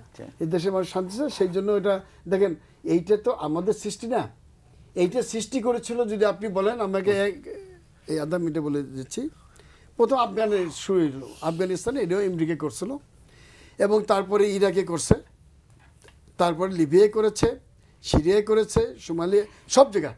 অর্থাৎ আমেরিকা করেছে। আপনি যদি বলেন যে এটা মোসাদ, অর্থাৎ ইসরায়েলের তাদের মুসলমানদের বিরুদ্ধে গোটা বিশ্বকে একত্রিত করার জন্য যে সমস্ত সন্ত্রাসীরা এক মুসলমানরা, মোসাদ যে প্ল্যান প্রোগ্রাম করেছে, আমেরিকা কার্যকরী করেছে এবং সৌদি আরব টাকা দিচ্ছে। অতএব এইখানে এই চিন্তা ভাবনা করে কিন্তু লাভ নাই। আমরা বাঙালিরা অত বুঝি না, আমরা নিজেদের পায়ে দাঁড়াতে চাই। আমরা এইটার বিরুদ্ধে সবাই, এবং এইগুলো আস্তে আস্তে স্থিমিত হয়ে যাবে। অনেক হয়েছে, এরা তো মাত্র কয়েকজন লোক মারছে। আপনি দেখলেন তো এর আগে যা হয়েছে, 105 জনই মারা গেছে। অতএব এইগুলো করে কেউ সুবিধা করতে পারবে না। যদিও এই ঘটনাটা অনেক বড় ধরনের ঘটনা, হয়তো সর্বশেষ, সেই কারণে হয়তো একটা আলাপ আলোচনা শুরু হয়েছে। আমরা দেখি একটু স্টুডেন্টদের বক্তব্য, তারা কি মনে করে, তাদের কাছ থেকে প্রশ্ন আহ্বান করছি।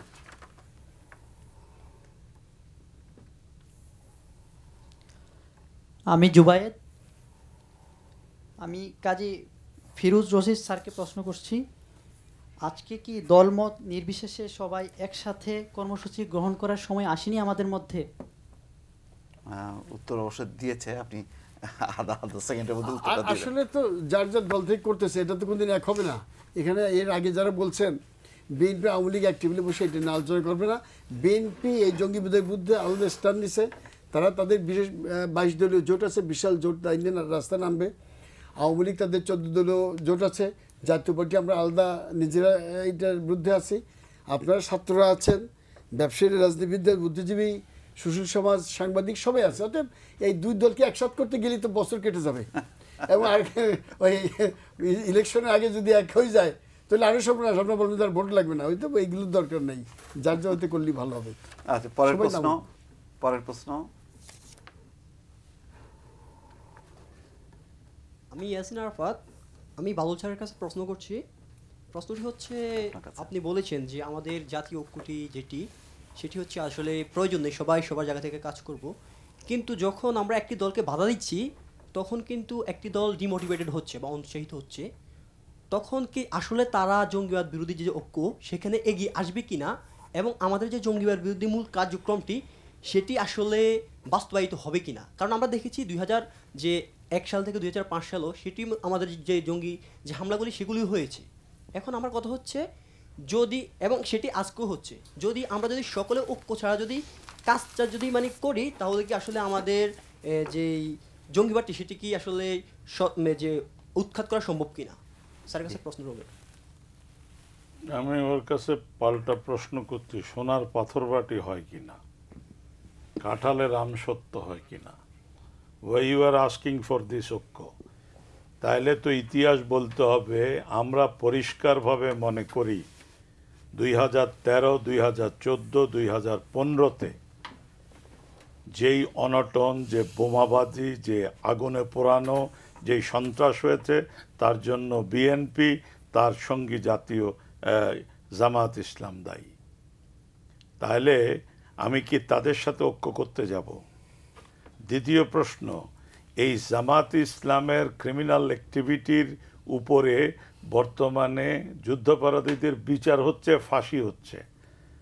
যাদেরকে তাদের অপকর্মের জন্য ফাঁসি দেওয়া হচ্ছে, তাদের মাথার উপরে যারা ছাতি ধরে বসে আছে, তাদের সাথে আমি ঐক্য করতে যাব? এই যে একটা কথা, দলমত নির্বিশেষে, দিস ইজ এ ভ্যাগ টার্ম। আর আমাদের এখানে আমি একটা আলোচনা দেখি, সেটা হলো আমরা আলোচনার গভীরে যাচ্ছি না। এই যে জঙ্গিপনার প্রশ্নটি, কেন আমাদের ছেলেবেলেরা জঙ্গিপনায় যাচ্ছে, তার রুটটা কোথায়, সেটা না খুঁজে আমরা কোন জঙ্গিকে দমন করব। আমি এই জায়গায় একটা ছোট কথা বলি, সেটা হলো এই জঙ্গিবাদিতার ব্যাখ্যা ইসলামে আজকে নতুন না, অনেক আগে থেকে ইবনে তাইমিয়া, সাইদ আল কুতুব, সাইদ আল বান্না, এদের নাম যদি মাথায় থাকে, এরা এই জঙ্গিবাদের দর্শন বলেছে বহু আগে থেকে। আজকের যে প্রবলেমটা রাইট এট দ্য মোমেন্ট, সে প্রবলেমটা হলো ইসলামের অ্যাপোক্লিপ্টিক যে ব্যাখ্যা, ইসলামের শেষ দিনের যে ব্যাখ্যা, সেই ব্যাখ্যা আলোকে অনেক কিছু ভুলভাবে বিশ্লেষিত হচ্ছে। আপনি আমি এই দেশে বসে আছি, কিন্তু সালাফিস্টরা মনে করে কিয়ামতের সময় হয়ে গেছে। তারা মনে করে এই চলে এসছে, এই মাহাদি আলাইহিস সালাম চলে এসছে। And the colour of Mahdi's army is black, তারা কালো কাপড় পরবে। The colour of the Mahdi's flag is black, IS কালো পতাকা টাঙিয়ে দিয়েছে। এবং সেখানে প্রশ্নটা হলো যে এরা ব্যাখ্যা এমন যে কোরআনে হাদিসে আছে রাবিক বলে একটি জায়গায় শেষ লড়াই হবে ইনফিদেল এবং মুসলিমদের। রাবিক একটা অবস্কিওর মরুভূমি শহর সিরিয়া এবং টার্কির মধ্যে, এরা খুব সিরিয়াসলি ওইটা দখল করেছে রাবিকটা। সো প্রশ্নটা হলো যে ওনারা মনে করছেন মাহাদি আলাইহিস সালাম আসবে, ব্যাখ্যায় আছে মাহাদি আলাইহিস সালাম খোরাসান এলাকা থেকে আসবে। Khorasan is today's Afghanistan, part of Iran, এই এলাকা। এখন প্রশ্নটি যেটা আছে যে ইরাকের মতো জায়গায় 73% অফ দ্য পিপুল মনে করে মাহাদি আলাইহিস সালাম চলে আসবে। ব্যাখ্যা করার দরকার আছে মাহাদি আলাইহিস সালাম জন্মসূত্রে রসুলের আত্মীয় হবে।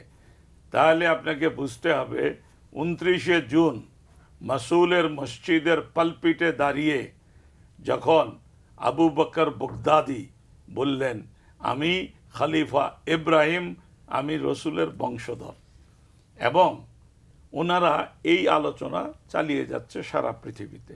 সুতরাং প্রশ্নটি হলো, যিনি প্রশ্ন করেছেন তার বোঝার জন্য বলছি, the second man of is almost mister Adani, তিনি একটা রিসেন্ট পোস্ট দিলেন। ওনার পোস্টটা কি, যে আপনারা সারা বিশ্বে যে যেখানে আছেন মুসলমানরা, আমাদের সঠিক রাস্তায় আছেন, আপনাদের আর নতুন করে ইসলামিক স্টেট আসতে হবে না, আপনারা যার যার জায়গায় থেকে আক্রমণ করুন। আপনারা যদি আক্রমণের জন্য এলইডি, ওই যে তাদের self made bomb Tomé, LED কিংবা অস্ত্র না পান, এটা যদি না পান, তাহলে আপনি একজন আমেরিকান, একজন ফিলদি ফ্রেঞ্চ, জার্মান, এদের উপর আঘাত শানিয়ে যান। সেটা কিভাবে শানাবেন? কোনো কিছুই যদি না পান, তাদের গায়ের উপর দিয়ে ট্রাক চাপাইয়া দেন, এবং তার কয়েকদিন পরেই নিচে ট্রাক চাপানোর ব্যাপার ঘটেছে। তাও যদি না পারেন, তাইলে এদেরকে সিঙ্গেল আউট করেন, একজনকে বেছে নেন, তার মাথাটা 10 ইঞ্চি ইট দিয়ে ভেঙে দেন। তাও যদি না পারেন, তার বিছনা জ্বালায় দেন। তাও যদি না পারেন, তার ব্যবসা বাণিজ্য শস্য ক্ষেত নষ্ট করে দেন। তাও যদি না পারেন, তার মুখে থুতু নিক্ষেপ করেন। এটা আমি আদানির ইংলিশ ভার্সনের বাংলা করলাম, এবং এটা today it has become a world phenomena, এবং পৃথিবীর তাবৎ রাষ্ট্র এটাতে ক্ষতিগ্রস্ত হচ্ছে। বাংলাদেশের ক্ষেত্রে আমরা কাউকে মানা করছি না, আপনারা যদি এই জঙ্গিপনার বিরুদ্ধে দাঁড়াতে চান, আপনার স্ব ক্ষেত্র থেকে আপনি দাঁড়ান, আপনি আপনার পজিশন ক্লিয়ার করেন, আপনি অগ্রসর হন। আপনার সাথে আমার ঐক্যের কোনো জায়গা নাই, কারণ আমি এই ঘটনাগুলোর জন্য আপনাকে দায়ী মনে করি। সেটা সঠিক বেঠিক বিতর্ক হতে পারে, আপনাকে দায়ী মনে করি। আমি মনে করি এই ঘটনার পিছনে আপনার প্রণোদনা আছে, তো সেটা আরেকটা ব্যাখ্যা। But right at the moment you carry on your struggle.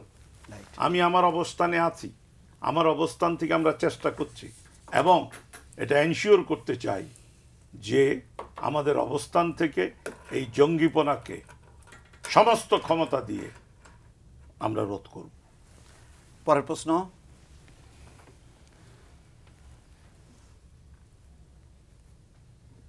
আমি আব্দুল্লাহ মাহমুদ। আমার প্রশ্নটি হচ্ছে সাদা হোসেন সেলিম স্যারের কাছে। স্যার বললেন যে হচ্ছে দলমত নির্বিশেষে আজকে জাতীয় ঐক্যের কথা। এখন যে বিষয়টি সবচেয়ে বেশি পরিমাণ আজকে আমাদেরকে ভাবায় সেটি হচ্ছে, যেহেতু আজকে বেগম খালেদা জিয়া আজকে জাতীয় ঐক্যের ডাক দিয়েছেন, এখন সেই জায়গাতে তিনি 20 দলীয় জোটের প্রধান। এখন সেই জায়গাতে যেহেতু 20 দলীয় জোটের একজন সদস্য হচ্ছে জামায়াতে ইসলামী, তো এমন একটি বিতর্কিত দল বা আমাদের হচ্ছে যুদ্ধবাদী দলের কথা যদি আমরা বলি, আজকে তারা বলছেন যে জাতীয় ঐক্যের কথা, কিন্তু আজকে 20 দলীয় জোট নিজেরাই ঠিক করতে পারছেন না, যে বেগম খালেদা জিয়া নিজেই ঠিক করতে পারছেন না যে হচ্ছে আজকে জামায়াতে ইসলাম তাদের সাথে থাকবেন কি থাকবেন না এই ঐক্যের মধ্যে। এখন প্রশ্নটি হচ্ছে, তাদের যে ভাইস চেয়ারম্যান আব্দুল্লাহ নোমান সাহেব তিনি বললেন যে হচ্ছে যখন ডক্টর এমাজউদ্দিন আহমেদ ঢাকা বিশ্ববিদ্যালয়ের সাবেক উপাচার্য তিনি যখন বললেন যে আজকে খালেদা জিয়া জামায়াতকে ছেড়ে এই ঐক্যে যোগদানের কথা বলেছেন, তখন আবার তাদের কাছ থেকে তারা সেটা অস্বীকৃতি জানায়। এখন এই জায়গাতে আসলে তারা নিজেরাই যখন 20 দলীয় জোটে সেই ঐক্যটি করতে পারছেন না, সেখানে সর্বদলীয়ভাবে কীভাবে আসলে জাতীয় ঐক্যের বিষয়টি নিশ্চিত হবে, আমি সেলিম স্যারের কাছে একটু প্রশ্ন রাখতে চাই। প্রশ্ন থেকে ধন্যবাদ। আসলে তো প্রথম শুরুতে আমি বলেছি যে আমরা জাতীয় ঐক্য চাইলেও একটা অংশ জাতীয় ঐক্য চাইবে না, কারণ জাতীয় ঐক্য যদি হয়ে যায় তাইলে অনেকের গুরুত্বহীন হয়ে যাবে। অনেকে এখন যেরকম খুবই মহা গুরুত্বপূর্ণ, ওইসব গুরুত্বপূর্ণ ব্যক্তিরা কিন্তু ইউনিয়ন পরিষদের চেয়ারম্যান নির্বাচিত হবেন না। তো সুতরাং জাতীয় ঐক্য তো প্রয়োজন নেই, কারণ জাতীয় ঐক্য তারাই চাইবেন না যাদের গুরুত্বহীন হয়ে যাবে। কিন্তু আমরা চাই যে ব্যাপারটা কেটে একটা স্পর্শকাতর একটা বিষয়। এখানে ধর্মীয় অনুভূতি নিয়ে কথা হচ্ছে। আমাদের চোখের সামনে মেধাবী ছেলেগুলো তাদের জীবন দিচ্ছে বা তারা জীবন নিচ্ছে, তারা কোন ষড়যন্ত্রের শিকার অথবা কোন মোহে তারা ইয়ে করছে, এই তাদের জীবনটাকে এত তুচ্ছ করছে, আমরা তাদের থেকে কিছু কোনো বক্তব্য শুনছি না। হলিউডিজমের সন্ধ্যা রাতে 9টা থেকে সকাল 6টা পর্যন্ত আমরা কিন্তু কোনো বক্তব্য শুনি নাই। তুরস্কের রাষ্ট্রপতি কিন্তু একটা মোবাইল ভিডিও বার্তা কিন্তু তার বক্তব্য দিয়ে কিন্তু জনগণের সাথে একাত্মতা ঘোষণা করেছেন, তাদের মুখে আমরা কোনো বক্তব্য শুনতে চাইনি। এটা অত্যন্ত স্পর্শকাতর একটা ধর্মীয় বিষয়। এই ধর্মীয় বিভাজনটা একদিনে সৃষ্টি হয়নি এবং ধর্মীয় এই বিভাজনটাকে ঐক্যবদ্ধভাবে মোকাবিলা করতে হবে, এটা আমার পরিষ্কার বক্তব্য। এখন এখানে দেখুন, বাংলাদেশে একদিকে এটা ঐক্য সম্ভব হতে পারে, একদিকে সম্ভাবনা নাইও ধরতে পারি, আবার বাংলাদেশ সব সম্ভবের দেশ। 2013-14 সালের কথা বলা হচ্ছে, আমরা যদি বলি আমি বলি 72 থেকে 75 সাল পর্যন্ত একটা নির্বাচিত সরকারকে সর্বতভাবে অস্থিতিশীল করার জন্য ঈদের জামাতে গুলি করে জনপ্রতিনিধি হত্যা করার পরেও যদি রাজনৈতিক ঐক্য হতে পারে, ক্ষমতার অংশীদার হতে পারে, এমন একটি সময় আল্লাহ না করুক সেদিন এই জঙ্গিবাদের বিরুদ্ধে আওয়ামী লীগ বিএনপি সহ এক মঞ্চে যেন দাঁড়াতে না হয়, আমি সেটা চাই না। আমরা চাই এই জঙ্গিবাদের বিষয়টিকে এখনই নির্মূল করতে। আর জামাতে ইসলামের কথা বলছেন, জামাতে ইসলাম তো এই মুহূর্তে বাংলাদেশের নিবন্ধিত কোনো রাজনৈতিক দল নয়। আমার কথা হলো জামাতে ইসলাম, আপনি যদি মনে করেন জঙ্গিবাদ প্রসারের জন্য জামাতে ইসলাম দায়ী, আপনি যদি মনে করেন এখানে সাম্প্রদায়িক অনাসৃষ্টির জন্য ধর্মীয় বিভাজনের জামাত দায়ী, আপনার জামাতের স্থান তো হবে কারাগারে। জামাত কীভাবে এখন নির্বাচন আপনার একটা রাজনৈতিক দল হিসেবে আছে? আপনি তো জামাত যদি অপরাধী হয়ে থাকে, আপনার তো এখানে কোনো ব্লেম গেম খেলার কোনো প্রয়োজন নেই। জামাতে ইসলামী এমন একটি রাজনৈতিক দল, সে তার স্বার্থে যখন যাকে ব্যবহার করা দরকার তখন তাদেরকে ব্যবহার করে, অপরিণামদর্শী অপরিপক্ক একটি রাজনৈতিক দল। এই রাজনৈতিক দল 96 সালে তত্ত্বাবধায়ক সরকার আন্দোলন করেছে, আন্দোলন করার পরে নিজেদের অস্তিত্ব বিলীন হয়ে গেছে। পরবর্তীকালে 2008 সালে দেখেন, যখন এই বিএনপি নির্বাচনে অংশগ্রহণ করার ব্যাপারে রাজি ছিলেন না, জামাতে ইসলামী বিএনপিকে নির্বাচনে অংশগ্রহণ করতে বাধ্য করেছে। আবার 2014 সালে যখন বিএনপি নির্বাচনে করার পক্ষে ছিলেন, জামাতে ইসলাম নির্বাচন বর্জন করেছেন। এবং জামাতে ইসলাম যখন যা প্রয়োজন, আমরা এখনও মনে করি জামাতে ইসলাম ঐক্যের ব্যাপারে কোনো বাধা হতে পারে না। আপনি দিবু ভাই, সুন্দরবনের একটা মানুষকে বাঘ আপনার লোকালয়ে এসছে, সেই হত্যা করে মানুষকে, আপনার রাষ্ট্রের দায়িত্ব হলো প্রথমে বাঘটাকে হত্যা করা বা বাঘটাকে আপনার বনে ফিরিয়ে নিয়ে যাওয়া। রাষ্ট্র যদি বলে যে ভাই গৃহস্থ তোমার উঠানে আসছে, তুমি আগে তাকে তাড়িয়ে দাও, তারপর আমি ধরবো, হতে পারে না তো।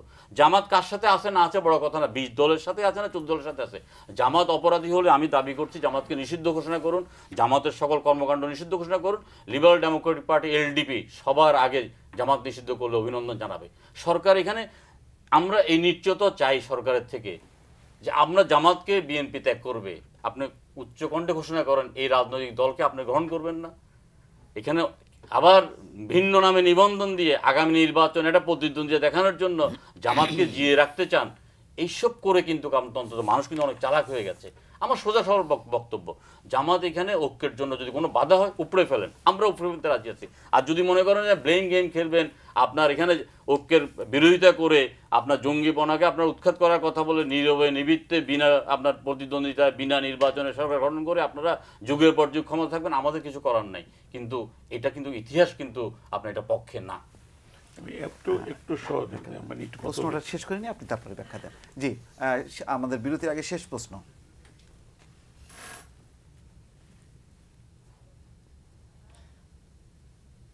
আমি শাহ আলম।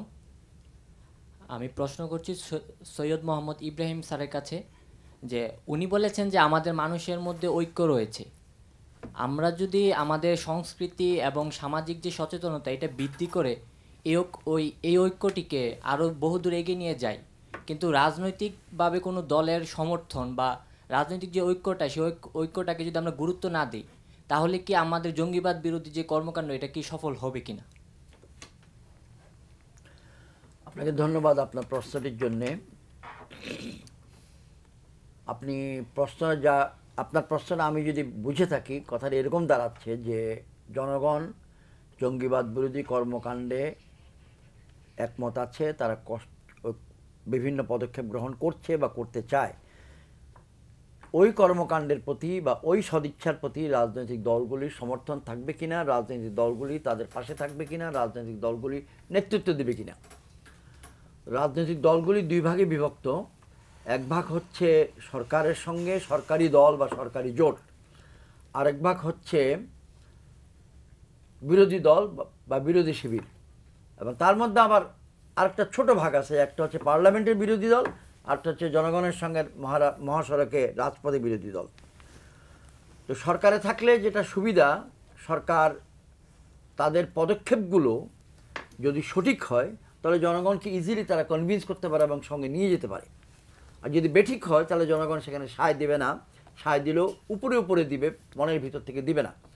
উদাহরণস্বরূপ, গতকাল বৃহস্পতিবার সকালবেলা 11টার সময় আমি প্রেস ক্লাবের সামনে ছিলাম।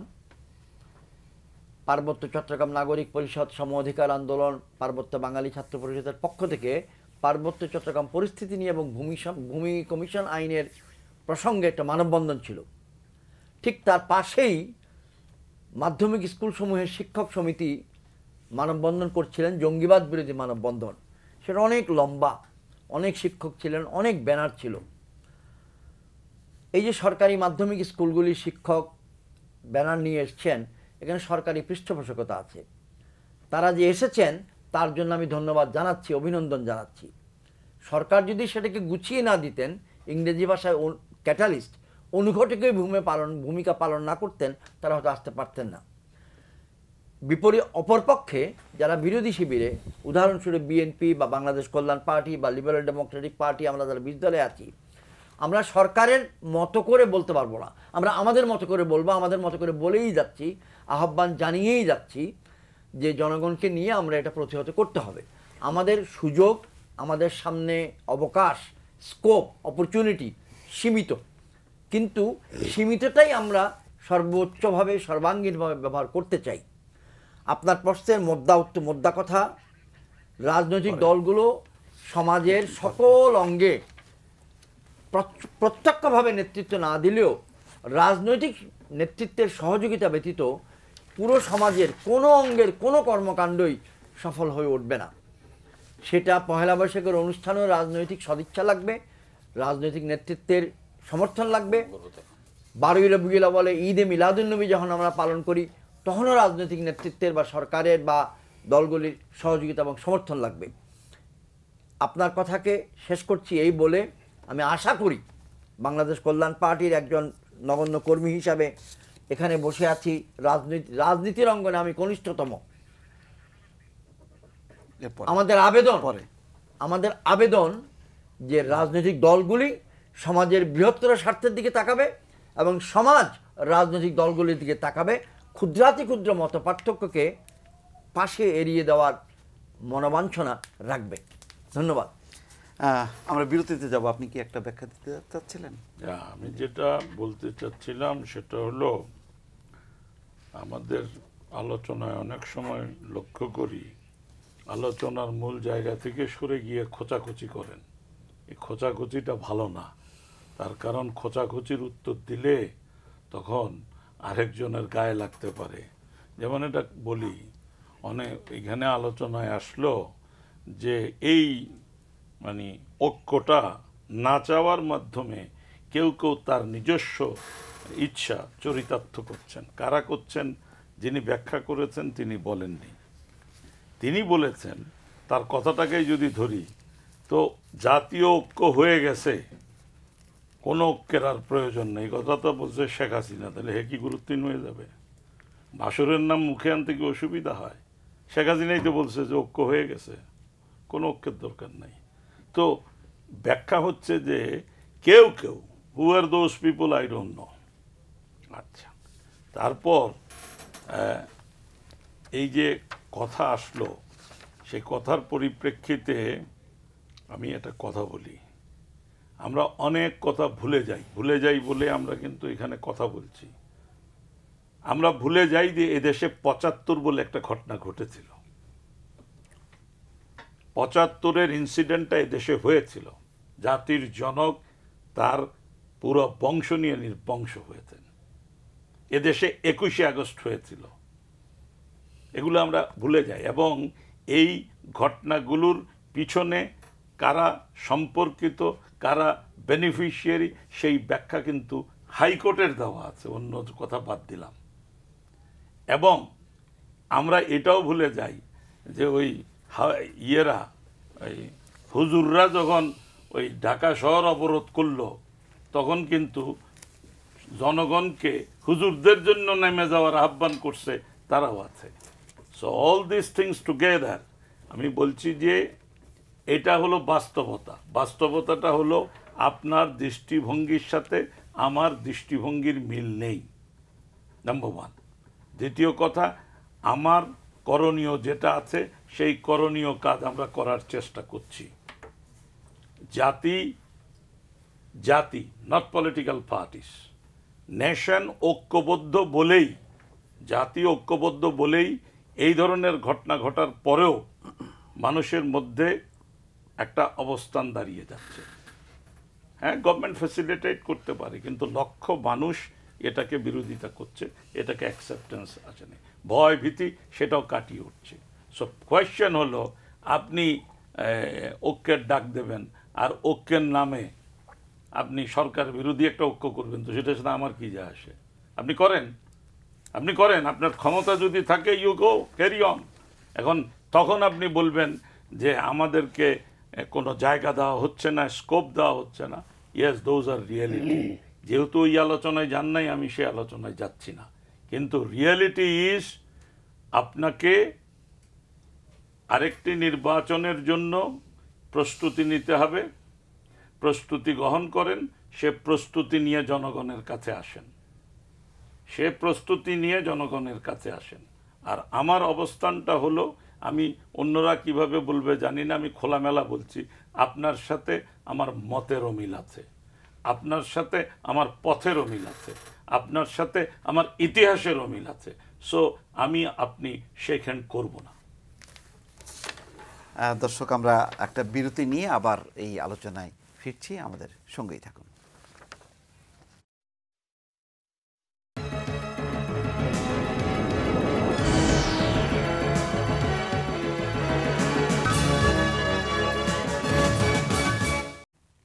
সুপ্রিয় দর্শক, আবারও স্বাগত গণতন্ত্র এখন অনুষ্ঠানে। সঙ্গে থাকার জন্য ধন্যবাদ জানাচ্ছি।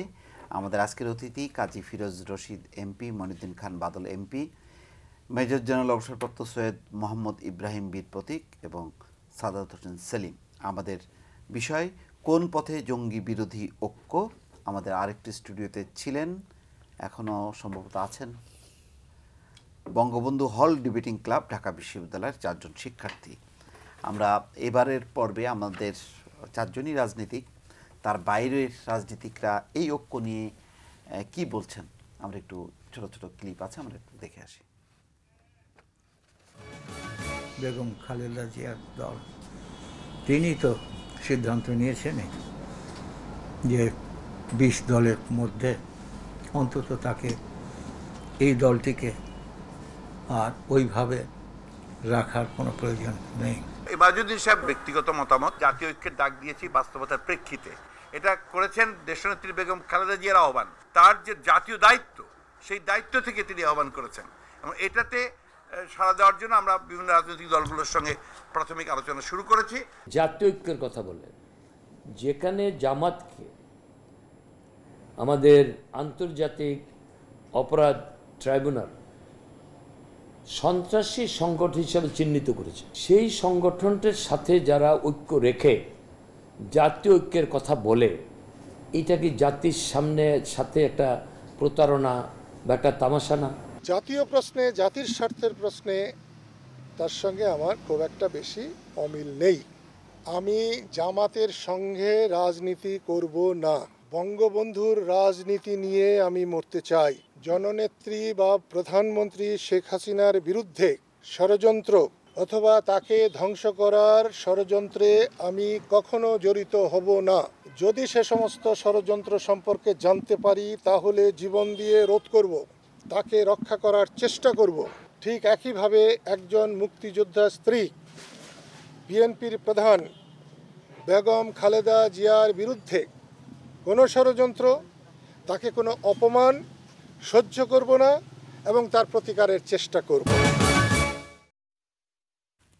আমরা যেটাই সর্বশেষ ক্লিপটা দেখলাম সেটা কাদের সিদ্দিকীর, যেটি জোট নেত্রী বেগম খালেদা জিয়ার সঙ্গে সাক্ষাতের পর সাংবাদিকদের কাছে এই কথা দিয়েছেন, এবং আজ তিনি দুপুরবেলায় বিস্তারিত ব্যাখ্যা দেবেন। এই সমস্ত কথাবার্তার প্রেক্ষিতে আপনার কাছে ফিরোজ ভাই জানতে চাচ্ছি যে কি মনে হচ্ছে? না, এর বাইরে তো আমরা এখানে চারজনে কেউ বলিনি। আমি প্রথমে লিবারেল ডেমোক্রেটিক পার্টির সেলিম সাহেব যেটা বলছেন, উনি বলছেন যে জামাতের সাথে আমাদের কোনো হইতে পারে না। জামাত একটা জঙ্গি সংগঠন। তারা 2008 সালে এই ইলেকশন, যখন ইলেকশন বিএনপি না আসা উচিত ছিল, 1/11-এর পরের এই সরকার আমলে যে ইলেকশনটা বিএনপি না আসা উচিত ছিল, তারাও সেদিকে ছিল, কিন্তু বিএনপিকে ইলেকশন আনছিল এই জামাত। আবার 2014 সালে যে নির্বাচন বিএনপি বর্জন করলো, এই ইলেকশনে বিএনপি জীবনের সব থেকে বড় ভুল এখন যেটা সাফার করতেছে, এই ইলেকশনে বিএনপি আসা উচিত ছিল, সেটাও বর্জন করার তালিম দিয়েছিল, শিক্ষা দিয়েছিল বা দিয়েছিল জামাত। সেজন্য জামাতের বুদ্ধি কিন্তু সে বলছে, আমি তার সাথে একমত। আমরা এখানে কেউই, আমরা ঐক্যের কথা কীভাবে বলছি, আমরা বলছি কি যে ঐক্য তো জাতি যার যার প্ল্যাটফর্মের থেকে শেষে এই টেররিস্টের বিরুদ্ধে, টেররিজমের বিরুদ্ধে, জঙ্গিদের বিরুদ্ধে কথা বলবে। দেশটা সবাই শান্তি চায়, শান্তির পক্ষে কথা বলবে। বিএনপি নেত্রী তার জোটের বাইরেও তো অন্যান্য দলের সাথে কথা বলছে, এই অংশে বলছে না, হচ্ছে না কেন? না, এই অংশে হবে না এই কারণে শুনেন, সবাই যার যার এলাকা থেকে শেষে কাজ করতেছে। উনি এখন গোটা জাতিকে নিয়ে যদি ঐক্যের চেষ্টা করতে বছর বছর কেটে যাবে, ঐক্য প্রক্রিয়া করতেই এক করতে পারবেন না। উনি একা নেমে যাক, সেটি ভালো। এখানে এই যে পত্রিকা, আজকে পত্রিকা প্রথম আলো, 21শে আগস্টে গ্রেনেড হামলা ছিল সবচেয়ে ভয়াবহ। ওই হামলায় তৎকালীন জোট সরকার জড়িত বলে অভিযোগ আওয়ামী লীগ, অর্থাৎ আওয়ামী লীগ সরাসরি, যেটা বালুভাই বললেন, যে সরাসরি যে জোটের বুদ্ধে বা যে দলের বুদ্ধে বর্তমান প্রধানমন্ত্রীকে মারার অভিযোগ, তার সাথে আপনি ঐক্য করবেন কিভাবে? ঐক্য তো হবে না। এই কথা বলে সময় নষ্ট করার দরকার নেই। আমরা গোটা জাতি দল ও মত নির্বিশেষে আজকে আমরা এই জঙ্গির বিরুদ্ধে, জঙ্গিবাদের বিরুদ্ধে, সন্ত্রাসের বিরুদ্ধে, শান্তির সপক্ষে। তো এইখানে আর কিন্তু দরকার নেই তো কিছু করা। সেই জন্য আমাদের এখন উচিত হবে যে আমরা এই ঐক্য করে চিৎকার না করে যার যার প্ল্যাটফর্ম থেকে শেষে জাতিকে বুঝানো যে এইটা পথ হচ্ছে শান্তির পথ। আমাদের গোটা বাঙালি জাতিকে এমাজুদ্দিন সাহেব যেটি বললেন, যদি বেগম খালেদা যেই কথা বলেছেন যে জামাতকে বাদ দিয়ে যদি হয়, তাহলে একটা ঐক্যের একটা ন্যূনতম প্ল্যাটফর্ম দাঁড়ায় কিনা? তাতেও হবে না, তাতে হবে না। এই কারণে যে জামাতকে বাদ দেওয়ার পরও বিএনপির সাথে ঐক্য, এরা বলতেছে যে বিএনপি তো 21শে আগস্ট গ্রেনেড হামলার জন্য দায়ী। বিএনপির কিছু লোক তো এটার সাথে এখন আসামিও আছে। অতএব বিএনপির সাথে আওয়ামী লীগের এটা হলো প্র্যাকটিক্যাল হবে না, এইটা আপনি বলতে পারি, এখানে লোককে খুশি করার জন্য বলতে পারি, কিন্তু উনি যেটা প্রথম বলছে যে এই ঐক্য দরকার নেই, হবেও না, এটা আমরা সবাই নষ্ট করতেছি, সেলিম সাহেব বলছে। আমি তাকে করি যে উনি জামাতের সম্পর্কে যে কথা বলছে আমি একদম 100% একমত, যে ওনরা বলছে জামাতকে আজকে সরাই দিক দুজনকে আমরা লিবারেল ডেমোক্রেটিক পার্টি সব থেকে প্রথম অভিনন্দন জানাবো। কিন্তু তারপর আমাদের কথা যে একটা ওনার 20 দল 22 দল আছে, তাদের নিয়ে উনি চেষ্টা করুক, আমরা যার যার প্ল্যাটফর্ম থেকে সে চেষ্টা করি। আওয়ামী লীগ একটা বড় দল, তার সাথে আরও 14 দল আছে, তারা চেষ্টা করুক। আমরা এইটার বিরুদ্ধে এই চেষ্টা করলে জাতি তো এক হয়ে যাচ্ছে। সাংবাদিকরা তাদের প্ল্যাটফর্মে চেষ্টা করছে, গোটা বুদ্ধিজীবীরা, শিক্ষক মন্ডলী দাঁড়িয়ে গেছে, ঢাকা বিশ্ববিদ্যালয়ে লিখেছেন যে বর্তমান সময়ের সব থেকে বৃহত্তম একটি ভার্সিটিতেও সেটি হয়েছে, সকল ভার্সিটিতে করতেছে, স্কুলে করতেছে, এখন আমাদের বাকি নেই তো কিছু। এই জন্য এখানে সর্বশেষ যেটা মানে 20 দলীয় জোটের যে সভা হয়েছে বেগম জিয়ার সভাপতিত্বে, সেই সভায় আমিও উপস্থিত ছিলাম, আমাদের জেনারেল স্যার উপস্থিত ছিলেন। সেখানে আসলে একটা আলোচনা হয়েছে যে এই সংকটময় মুহূর্তে একটা ঐক্যের দরকার। আমাদের তরফ থেকে প্রস্তাব এসছে যে বিগত নির্বাচনে 42টি নিবন্ধিত রাজনৈতিক দলের মধ্যে 6টি ছাড়া আর কেউ অংশগ্রহণ করেননি, মানে অর্থাৎ ওই নির্বাচনে 36টি নিবন্ধিত রাজনৈতিক দল অংশগ্রহণ করেননি। বিএনপির একটা দায়িত্ব তাদেরকে আহ্বান জানানো ঐক্যের। ইতিমধ্যে গত 3-4 বছর একটা কালচার দেখলাম বিভিন্ন ইফতার মাহফিল, ইফতার পার্টিতে সরকারি দল এবং বিরোধী দলের মধ্যে, অর্থাৎ এই 20 দল এবং 14 দলের বাইরের বিভিন্ন রাজনৈতিক দলগুলো আছে, যারা যেখানে গিয়ে কমফোর্ট ফিল করে যাচ্ছে, কিন্তু এক ধরনের একটা আলাপ আলোচনা। তো সেখানে বিএনপি একটা বিরোধী দল হিসাবে বা মানে রাজপথের বিরোধী দল হিসাবে বিএনপির কর্তব্য হলো যে বাকি নিবন্ধিত রাজনৈতিক দলগুলোকে ঐক্যের ডাক দেওয়া। বিএনপি সে ঐক্য ডাক দিচ্ছে এবং পর্যায়ক্রমে তারা আলোচনা করছে। সেখানে যদি আমরা মনে করি যে বৃহত্তর, আমি আপনাকে আগেও বলেছি যে এখানে ঐক্য বলতে আওয়ামী লীগকে ব্যতীত ঐক্য যেমন হবে না, বিএনপিকে ব্যতীত ঐক্য হবে না, এটা জাতি দুইভাবে বিভক্ত, দুই শিবিরে বিভক্ত। বৃহত্তর স্বার্থে যদি এই দুই শিবির দেশের স্বার্থে যদি এক হওয়ার পথে জামাত যদি এখানে বাধা হয়ে দাঁড়ায়, সেখানে জামাতকে পরিত্যাগ করা কোনো আপনার এটা সময়ের দাবি অথবা ইতিহাসের প্রয়োজন হতে পারে। এর বাইরে এখন যে ঐক্যের কথাটা বলা হচ্ছে, আমরা এটাতে স্বাগত জানাই ঐক্যটাকে, বিএনপির যে প্রচেষ্টা এটা স্বাগত জানাই।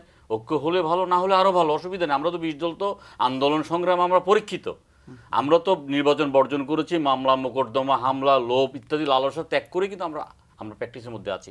কিছু কিছু রাজনৈতিক দল আছে আবার মানে তারা মানে গাছেরটাও খেতে চায়, তলারটাও কুড়াতে চায়, আপনিও ভালো আপনিও ভালো, আপনার পক্ষে আছে আপনার পক্ষে আছে, এই সুবিধাবাদী ঐক্য কিন্তু আমরা অন্তত চাই না। আমরা 20 দলে যারা আমরা লিবারেল ডেমোক্রেটিক পার্টি বিএনপির নেতৃত্বে ওই জাতীয় সুবিধাবাদী কোনো রাজনৈতিক দল, জনগণ দ্বারা মানে পরিত্যক্ত কোনো রাজনৈতিক দল, ওগুলো এসে এখানে জোট বাড়ি করার দরকার নেই। বরঞ্চ আমি প্রথম যেটা বলেছি, আমরা আমাদের আপনার লক্ষ্য কি জঙ্গিবাদকে আপনার মোকাবিলা করা, ভিন্ন কক্ষে থেকেও ভিন্ন অবস্থানে থেকেও আমরা আমাদের সেই দায়িত্ব পালন করব। সরকারের প্রতি আমাদের যে আহ্বানটা থাকবে সেটা হলো যে আমরা মুক্তভাবে কথা বলার জন্য, আমরা সভা সমাবেশ করার জন্য, মানববন্ধন করার জন্য, জনগণের কাছে যাওয়ার জন্য ইসলামের যে অপব্যাখ্যা দিচ্ছে এই অপব্যাখ্যাকে আমরা মোকাবিলা করে এই মেধাবী তরুণদেরকে শপথে ফিরিয়ে আনার জন্য আমরা আমাদের বক্তব্য নিয়ে আমরা মাঠে যেতে চাই, আপনাদের সহযোগিতা চাই, এটা বর্তমান পরিষ্কার। জালাল ইব্রাহিম, আপনার কাছে যেটি জানবো যে যদি যার যার অবস্থানে থেকে যদি ঐক্য হয়, তাহলে এই ঐক্য মানে প্রতিষ্ঠার এটা কি, মানে প্রক্রিয়ার অংশটা কি? মানে আওয়ামী লীগের বাইরে যেসব দল আছে সেগুলোকে সংগঠিত করা, যেটি বললেন। আওয়ামী লীগের হলো 14 আর বিএনপির সঙ্গে হলো 20, তাহলে 20 আর 14 হয় 34। সবাই নিবন্ধিত না, আবার এই 34-এর মধ্যে সবাই নিবন্ধিত না, বাট 50% নিবন্ধিত না আর কি, অ্যাপ্রক্সিমেটলি আনুমানিক। তো তাহলে সেটা দ্বারা ধরেন 20টার মতো নিবন্ধিত বা 22টা, তাহলে আরও তো 18-20টা থাকে যারা নিবন্ধিত না। ওনাদেরকে সংগঠিত করাটা, ওনাদেরকে একত্রিত করাটা উদ্যোগটা খারাপ না। নিবন্ধিত কেন? সেলিমের বক্তব্য মানে নিবন্ধিতগুলো কেন, নিবন্ধনটা আসলো না না, অনিবন্ধিত তারা তো এমনি জোটে আছে, নির্বাচনের কোনো অর্থাৎ বৃহত্তর ঐক্যে যারাই জনগণের কোনো না কোনো প্রতিনিধিত্ব করছে এবং প্রতিনিধিত্বের অনেকগুলো মাপকাঠি আছে। সেখানে যদি জামাত ইসলামও যদি এই জঙ্গিবাদের বিরুদ্ধে কথা বলে, তাহলে তারা বাদ যাবে কেন? কোনটা? মানে জামাত ইসলাম বাদ যাবে কেন?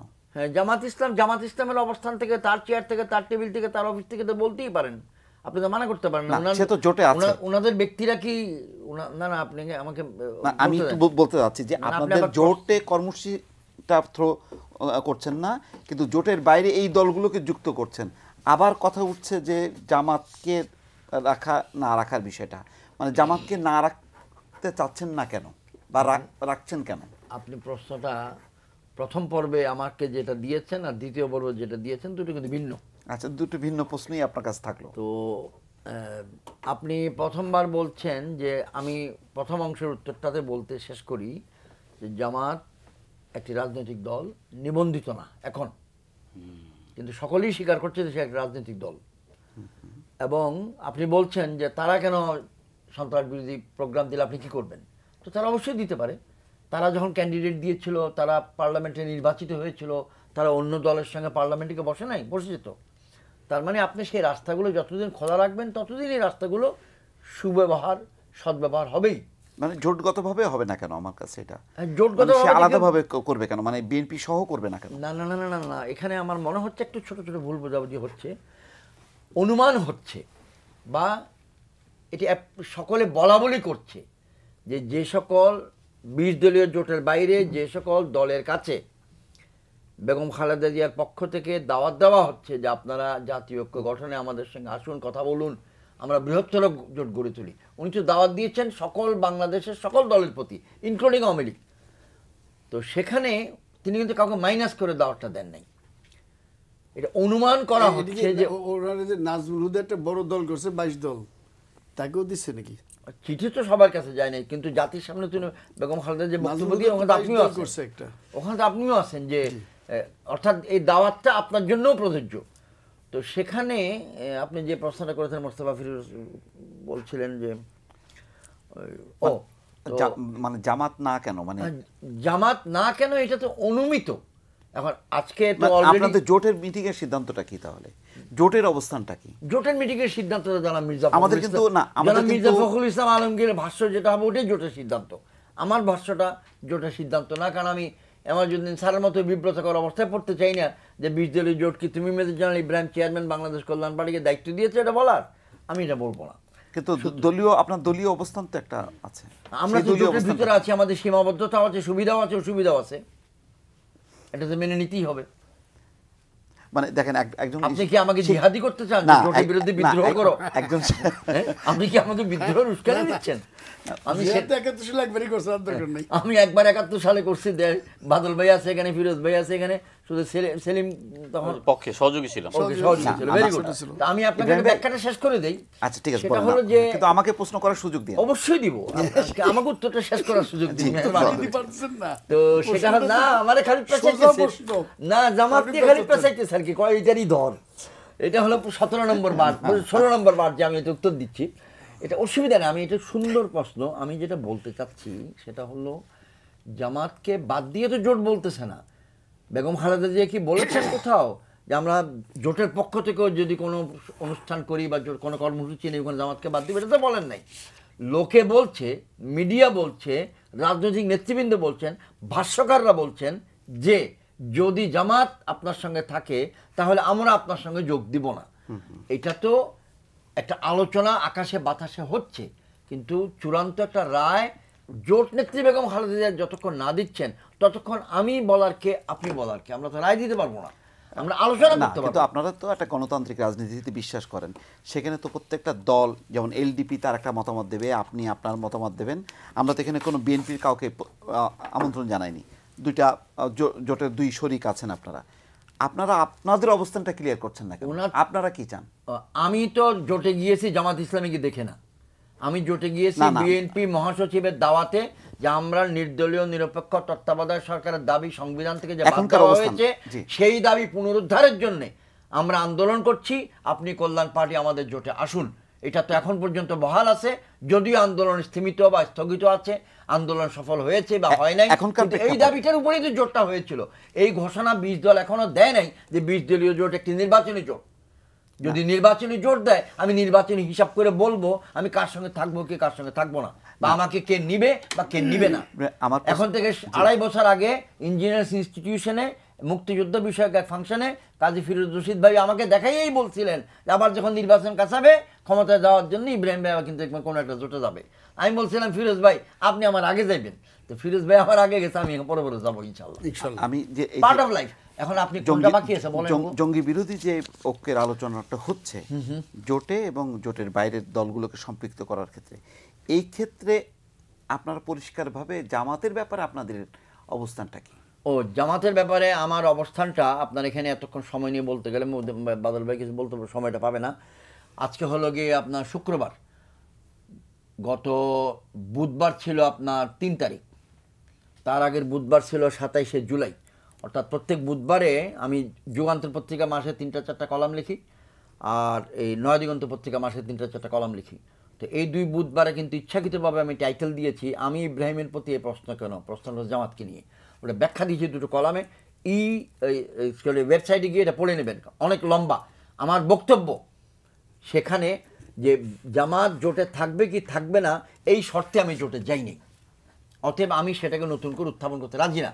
বাস্তবতা হলেও এই 1971 সালে তিনি আমার শত্রু ছিলেন, তিনি আমাকে পেলে আমাকে মেরে ফেলতেন, আমি পেলে তাকে মেরে ফেলতাম। আমি আশা করি যেই কারণটির জন্য জামাত বিতর্কিত, যেই বিষয় নিয়ে জামাত এত আলোচিত, সেই বিষয়টি জামাত নিজের উদ্যোগে নিজে পরিষ্কার করবেন। পরিষ্কার যদি না করেন উনারই ক্ষতি, আমার না। আমি বিএনপির আহ্বানে গিয়েছি, বিএনপিকে দেখে থাকবো, বিএনপি কাকে নিচ্ছে বা না নিচ্ছে এটা দায় দায়িত্ব উনি নেবেন, কারণ উনি প্রধান শরিক, উনি জোট নেত্রী। ধরেন আপনার দলের যদি পছন্দ না হয় যে জামাতের এখানে অবস্থান থাকুক, সেক্ষেত্রে আপনি কি করবেন? আমার দলের পছন্দ এই জোট এটার বিপরীতে, সেটা যখন জোট নেত্রী জিজ্ঞেস করবেন যে অমুকের জন্য হচ্ছে না বা অমুকের জন্য হচ্ছে না বা অমুকের জন্য হচ্ছে, আপনি কি বলেন, আমি ওনাকে এটা উত্তর দিব, নিশ্চয়ই দিব। অনেক টেকনিক্যাল। বাদল ভাই আপনার কাছে টেকনিক্যালটার ব্যাখ্যা দিয়ে দেই। এখন থেকে 12 দিন আগে পরপর 2 সন্ধ্যা গেছিলাম কিন্তু টক শোতে। তো মাননীয় মন্ত্রী শাহজাহান খান 2টাতে ছিলেন, ঘটনাক্রমে আমি আর মাননীয় মন্ত্রী শাহজাহান খান ছিলাম আর কি। তো ওনার থেকে একটা কথা শিখছি, মানে এটা আগের থেকেই জানতাম, ওই দিন খুব ভালো করে শিখছি। রাজনীতি হলো কৌশল, কৌশলের অংশ হিসাবে এই সরকার জামাতকে নিষিদ্ধ করবে না, যদি কোনোদিন করে ওটাও কৌশলের অংশই হবে। সেই কৌশলের খেলায় বিএনপি আগাইলো না পিছাইলো, এটার দায় দায়িত্ব বিএনপি এবং 20 দলীয় জোটের। 14 দলীয় জোট আগাইলো না পিছাইলো, এটার দায় দায়িত্ব 14 দলীয় জোটের। সুতরাং রাজনীতিতে যদি কৌশলটা প্রধান অস্ত্র হয়, প্রত্যেকেই সেই কৌশলটাই অবলম্বন করবে, এবং সেই কৌশলটা অবলম্বন করতে গিয়ে কেউ জাতীয় স্বার্থকে বিসর্জন দিচ্ছে কিনা এটা একটি প্রশ্ন। রাজনীতি যেমন কৌশলের রাজনীতি তেমন আদর্শেরও।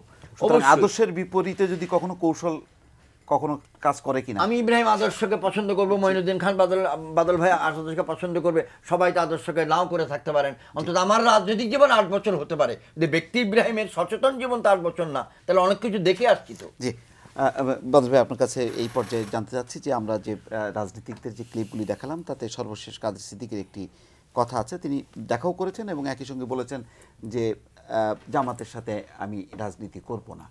এই অবস্থানের মধ্য দিয়ে আপনি কি মনে হচ্ছে যে আসলে কি দাঁড়াচ্ছে কি ঐক্যের অবস্থানটা? আমি তো প্রথমেই আপনাকে বলেছি, এই যে ঐক্য যে সমস্ত কথা হচ্ছে, দিস আর মিসনোমার, আমাদের কাছে এটার কোনো গুরুত্ব নেই। এক, আমরা 14 দলীয় ঐক্য একটা আছে, সেই ঐক্যটিকে আমরা আরো বড় করার চেষ্টা করছি। ওই যে আপনি বলছেন আপনারা কি কথাবার্তা বলছেন, আমরা বলছি, নানা জনের সাথে কথাবার্তা বলছি, এটা একটা দিক। এবং আমাদের এই জায়গায় পরিষ্কার কথা হলো যে মুক্তিযুদ্ধের চেতনা বিরোধী, আমি বারবার একই কথা রিপিট হবে, মুক্তিযুদ্ধের চেতনা বিরোধী যে অবস্থান, সেই অবস্থানের সাথে আমরা সহবাস করব না। So this is number 1। কিন্তু বলা হচ্ছিল যে বিএনপি যদি জামাতকে ছেড়ে দেয় তাহলে ঐক্য হতে পারে। প্রথম কথা হলো এই কথাগুলো যারা বলেছেন, যিনি বলেছেন, এগুলো অতিকথন, আমাদের এগুলো দোষ আছে, মনের মাধুরী মিশিয়ে অনেক কথা বলে ফেলি।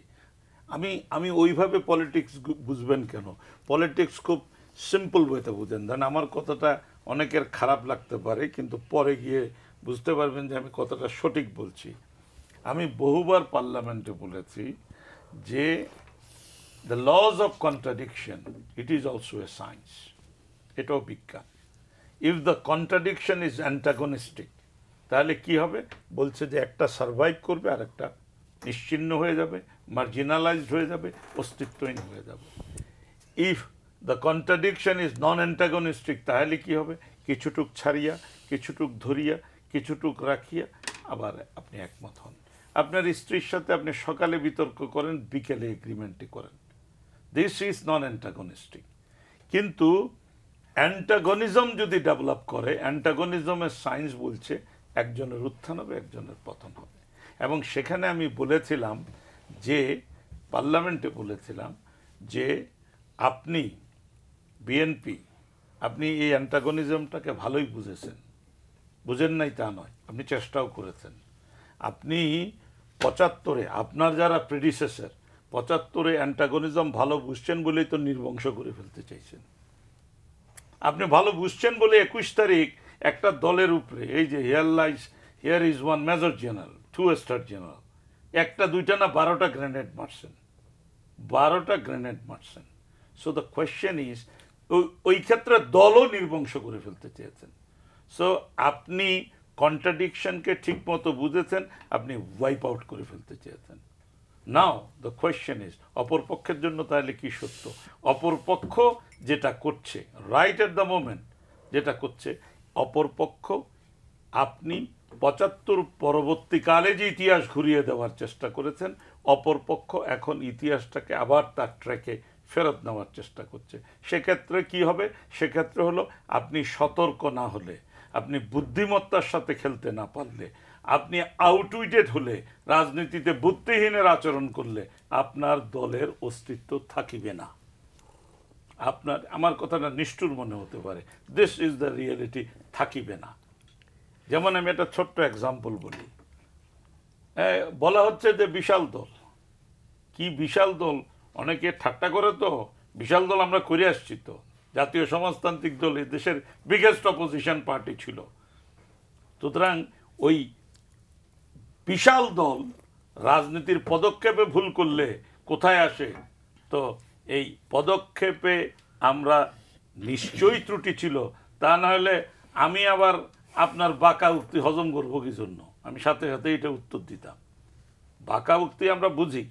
সো রিয়েলিটি হলো আমাদেরকে দেখে শেখা উচিত, এক্স্যাক্টলি আমাদেরকে দেখে শেখা উচিত। আপনি অফ দ্য ট্র্যাকে গেছেন, you are out of it. যেমন আমি এখন কথাটা শেষ করি এভাবে বলে, আপনি বিএনপি, আপনার চিহ্নিত নেতা আছে, তো আপনার চিহ্নিত নেতা আছে, আপনি সারভাইভ করতে চাচ্ছেন, আপনি সারভাইভ করতে চাচ্ছেন, আপনি বিশ্বকে বুঝাচ্ছেন গণতন্ত্র নাই, আমি চিৎকার করতে পারি না, আমি কথা বলতে পারি না, আমি সংঘবদ্ধ হতে পারি না, পুলিশে লাঠির বাড়ি মারে। আমি পাল্টা জিজ্ঞেস করব, কোন আমলে চুমা খাইছে পুলিশ? আপনাদের আমলে কি করছে? এগুলো নতুন কথা না, আমরা এইগুলোর মোকাবেলা করেই রাজনীতি করেছি। নমুনা দেখাই, আপনার লন্ডনে যিনি বসে আছেন, উত্তরাধিকার সূত্রে নেতা হয়ে গেছেন, আপনার দল অত্যাচারিত হয়ে আপনাদের মতে কেস মামলা খেয়ে দলের মাজা ভেঙে যাইতেছে, আপনার দলের নেতা লন্ডন বসে আছেন। Have the guts, come tomorrow, কালকে আসেন, আপনি দেখি আপনি ডিক্লারেশন দেন, I am coming to my country, come what may, you want to kill me in the airport. উদাহরণ নাই পৃথিবীতে?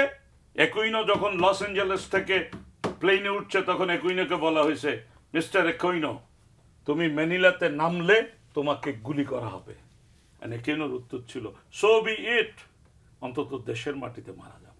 তাই ঘটেছে। সো ওই খালি বাপের উত্তরাধিকার নিয়ে ওই রাজনীতি চলবে না। হ্যাডাম, চাটগেয়া তিনজন, তো এই জন্য বলতেছি হ্যাডাম, মানে ক্ষমতা থাকলে ক্ষমতাটা দেখান, খালি স্পুন ফিডিং করে মানে আপনি চলবেন তো দেখান না। আপনি আসেন না, কালকে আসেন বাংলাদেশে, face it with your workers. কি হবে? বেশি হবে, মারা যাবেন। মানুষ তো সেটা দিয়েও হয়। ওইভাবে আপনার অনুষ্ঠানে না, আমি ওই এক অনুষ্ঠানে, না তাহলে যে কৌশলের কথা বলছে আমি আসছি, ইব্রাহিম, ওই যে আপনি উত্তর দিয়েছেন, সেটা সবটাই কৌশল না, সবটাই জীবনে কৌশল না। You have to have that guts. কিছুটুকু আদর্শের প্রশ্ন আছে, সেই আদর্শ ছাড়া অতিরিক্ত কৌশল করতে গেলে বানরের জীবন যাপন করতে হবে। You have to jump from one branch to another branch, এইভাবে করতে হবে। ওইভাবে জাতিকে লিড করা যায় না। একটা ছোট উদাহরণ দিই, যেটা আমি দায়িত্ব নিয়ে বলেছি, গালিও শুনেছি। ওই যে ভোটের আগে বালুর ট্রাক দেওয়া হলো, আমার বোধহয় এটিএন প্রণব শাহ নিয়ে গেছে তার অনুষ্ঠানে। ভোট 5 তারিখ, তার আগে বোধহয় 3 তারিখ কি 4 তারিখ, খুব উত্তেজিত ভাবে বললো, এইভাবে যে চতুর্দিকে বালুর ট্রাক, আপনি কি মনে করেন? আমি কি মনে করব? আমি তো মনে করি এ বালুর ট্রাক বিপদ ঘটায় দিতে পারে। বলে কি বাদল ভাই ওনাকে বাইর হতে দিচ্ছে না, ইয়ে করতে দিচ্ছে না, আপনি কোন হাসতে হাসতে বালুর ট্রাক। আমি কই বেগম জিয়ার কানে কানে যায় যদি কেউ বলে, আমি তো টেলিভিশনে বলতেছি, এটাও যদি উনি শুনেন, উনি যদি হাসরাইয়া পাসরাইয়া বুঝেন, মানে কষ্ট করে যদি বালুর ট্রাকে একবার উঠতে পারেন, সারা দেশের সমস্ত টেলিভিশন চ্যানেল উনার মুখের উপরে ওইটা দাঁড়ায় খালি বলবে, দেখেন গণতন্ত্র চেয়েছিলাম বলে বালুর ট্রাক দিয়ে আমাকে আবদ্ধ করা হয়েছে, তারপরেও এই জাতির গণতন্ত্রের স্বার্থে আমি নির্বাচনে যাব। অবস্থাটা কি দাঁড়াইতো সেটা দেখতেন। তো আপনি আপনার বোকামি, আপনার ভীরুতা, আপনার কাপুরুষতার জন্য পুরো একটা দলকে মার খাওয়াচ্ছেন সকাল বিকাল। তো হোয়াট এলস? রাজনীতিতে ইফ ইউ আর পলিটিক্যালি আউটউইটেড, আপনারা কোনো কেউ উদ্ধার করতে পারবে না, কেউ উদ্ধার করতে পারবে না। This is what is politics. Last কথা বলি, এটাও প্রত্যেকের মনে রাখতে হবে। বিশাল দল ছিল না ভাই মুসলিম লীগ? আমরা ভুলে যাই মুসলিম লীগ ওয়াজ এ ভেরি বিগ পার্টি। তো কি হইল মুসলিম লীগ? পার্টিটা যখন রিডান্ডেন্ট হয়ে যায়, সোসাইটিতে যদি ওই পার্টিটার কোনো প্রয়োজনীয়তা না থাকে, মাথার মধ্যে খালি ক্যাপ লাগাইলে মুসলিম লীগ থাকবে না, চলে গেছে Muslim League. So the question is, BNP তার কার্যকারিতা সমাজে যদি রাখতে না পারে, কিন্তু আমরা যদি তার বিপরীতে ক্ষমতার দম্ভ অহংকার বড়াই, সেটারও তো পতন হয়। এখন সেটার উত্তর আপনার কাছে খুব সহজ। সেটার উত্তরও বলেছি, পার্লামেন্টে বলেছি, এখানে বলছি না আমি যে আমাদের মধ্যে ডেসপটিক টেন্ডেন্সি আছে, বলেছি, এখনো বলছি। হ্যাঁ, দম্ভের তো পতন হয়, দম্ভের পতন হবে না কেন? তাহলে আপনি বসে থাকেন, আল্লাহর কাছে বলতে থাকেন, বিচার দেন প্রত্যেক দিন দম্ভের যাতে পতন হয়। আল্লাহ দাম্ভিককে পছন্দ করে না, এটাও তো একটা পথ হইতে পারে। তাহলে কি আমরা সেলিম ভাই বলতে পারি যে রাজনীতিতে কি একটা নিশ্চিহ্নকরণের একটা ধারাটাই এখন এখন কথা হলো যে বাদল ভাই নিশ্চিত, বাদল ভাই সহি সালামতে বাসায় ফিরতে পারবেন। আমি নিশ্চিত নই, আমি সব কথা বলতে পারবো না। বাদল ভাই যখন কথা বলছেন, বাদল ভাইয়ের কণ্ঠে রাষ্ট্রীয় শক্তি আছে, আমার কণ্ঠে রাষ্ট্রীয় শক্তি নাই। একদম ঠিক বলছে। কিন্তু বাদল ভাইয়ের উত্তর আবার সৈয়দ আশরাফুল ইসলাম দিয়েছেন। আমি ওই লাইনে যেতে চাই না। ৭৫ সালে বিএনপি নামক কোনো রাজনৈতিক দল ছিল না। ৭৫-এর এই প্রেক্ষাপট কারা তৈরি করেছে, উনিও বারবার বলেছেন যে এটি হচ্ছে একটা অমীমাংসিত প্রশ্ন, প্যান্ডোলার বাক্স উনি খুলতে চায়। কার কি ভূমিকা ছিল ৭৫ সনের 15ই আগস্টে, তার আগে পরে 7ই নভেম্বরে, আমরা কেউ ভুলে যাইনি। কার কি ভূমিকা ছিল ভুলে যায়নি। এখন ব্যাপার হলো কি, মুদ্রার এই পিঠ আছে ওই পিঠও আছে, দম্ভ আছে আবার দম্ভের পতনও আছে, জনগণ আছে আবার জনগণ সরেও যেতে পারে, এটা কোনো কিছু নেই। আমি যেই জায়গায় আমি আপনার আলোচনাটা নিতে চাচ্ছি সেটা হলো যে এই যে জঙ্গিবাদের উত্থানটা, আমাদের এই রাজনৈতিকহীনতা, গণতন্ত্রহীনতার সুযোগ, আমরা বারবার একটা কথা বলে যাচ্ছি কয়েক বছর যাবৎ যে গণতন্ত্রের পরিবেশহীনতার মধ্যে জঙ্গিবাদের উত্থান হতে পারে, হয়েছে তাই। একটি ঘটনা আমাদেরকে অসম্ভব একটা আতঙ্কিত করেছে। আপনি দেখুন, গুলশানের সমস্ত রেস্টুরেন্টগুলো বন্ধ, হাজার হাজার লোক এটার সাথে জড়িত, বিদেশে বায়াররা এখনও মুখ ফিরিয়ে নিচ্ছে, শপিং মল বন্ধ, আমার সন্তান স্কুলে যেতে পারছে না। আপনি কিভাবে এখান থেকে বেরিয়ে আসবেন? আপনি তরুণদের সামনে স্বপ্ন দেখাতে হবে। ৭০ দশকে আমাদের সামনে স্বপ্ন ছিল, ওনারাও স্বপ্ন দেখিয়েছেন, শ্রেণী সংগ্রামকে ত্বরান্বিত করে সামাজিক বিপ্লবের মাধ্যমে বৈজ্ঞানিক সমস্ততা কায়েম করতে হবে।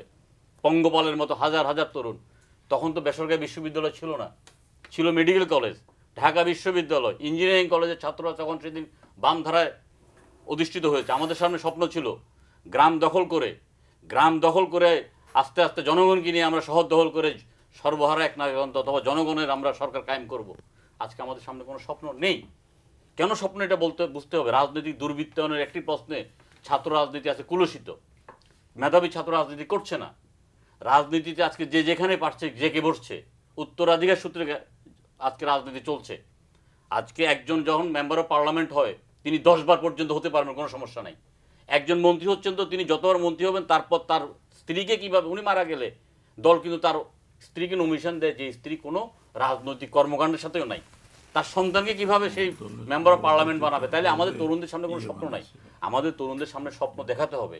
আজকে বিভিন্ন আলাপ আলোচনা অনেকে বলেন যে এই যে কয়েকজন জঙ্গি ধরা পড়েছে তার কোন ঘরানার, আমি সে কথা বলি না। তারা আওয়ামী ঘরানা হতে পারে, কালকে কিন্তু কাছে বিএনপি ঘরানার লোক হতে পারে।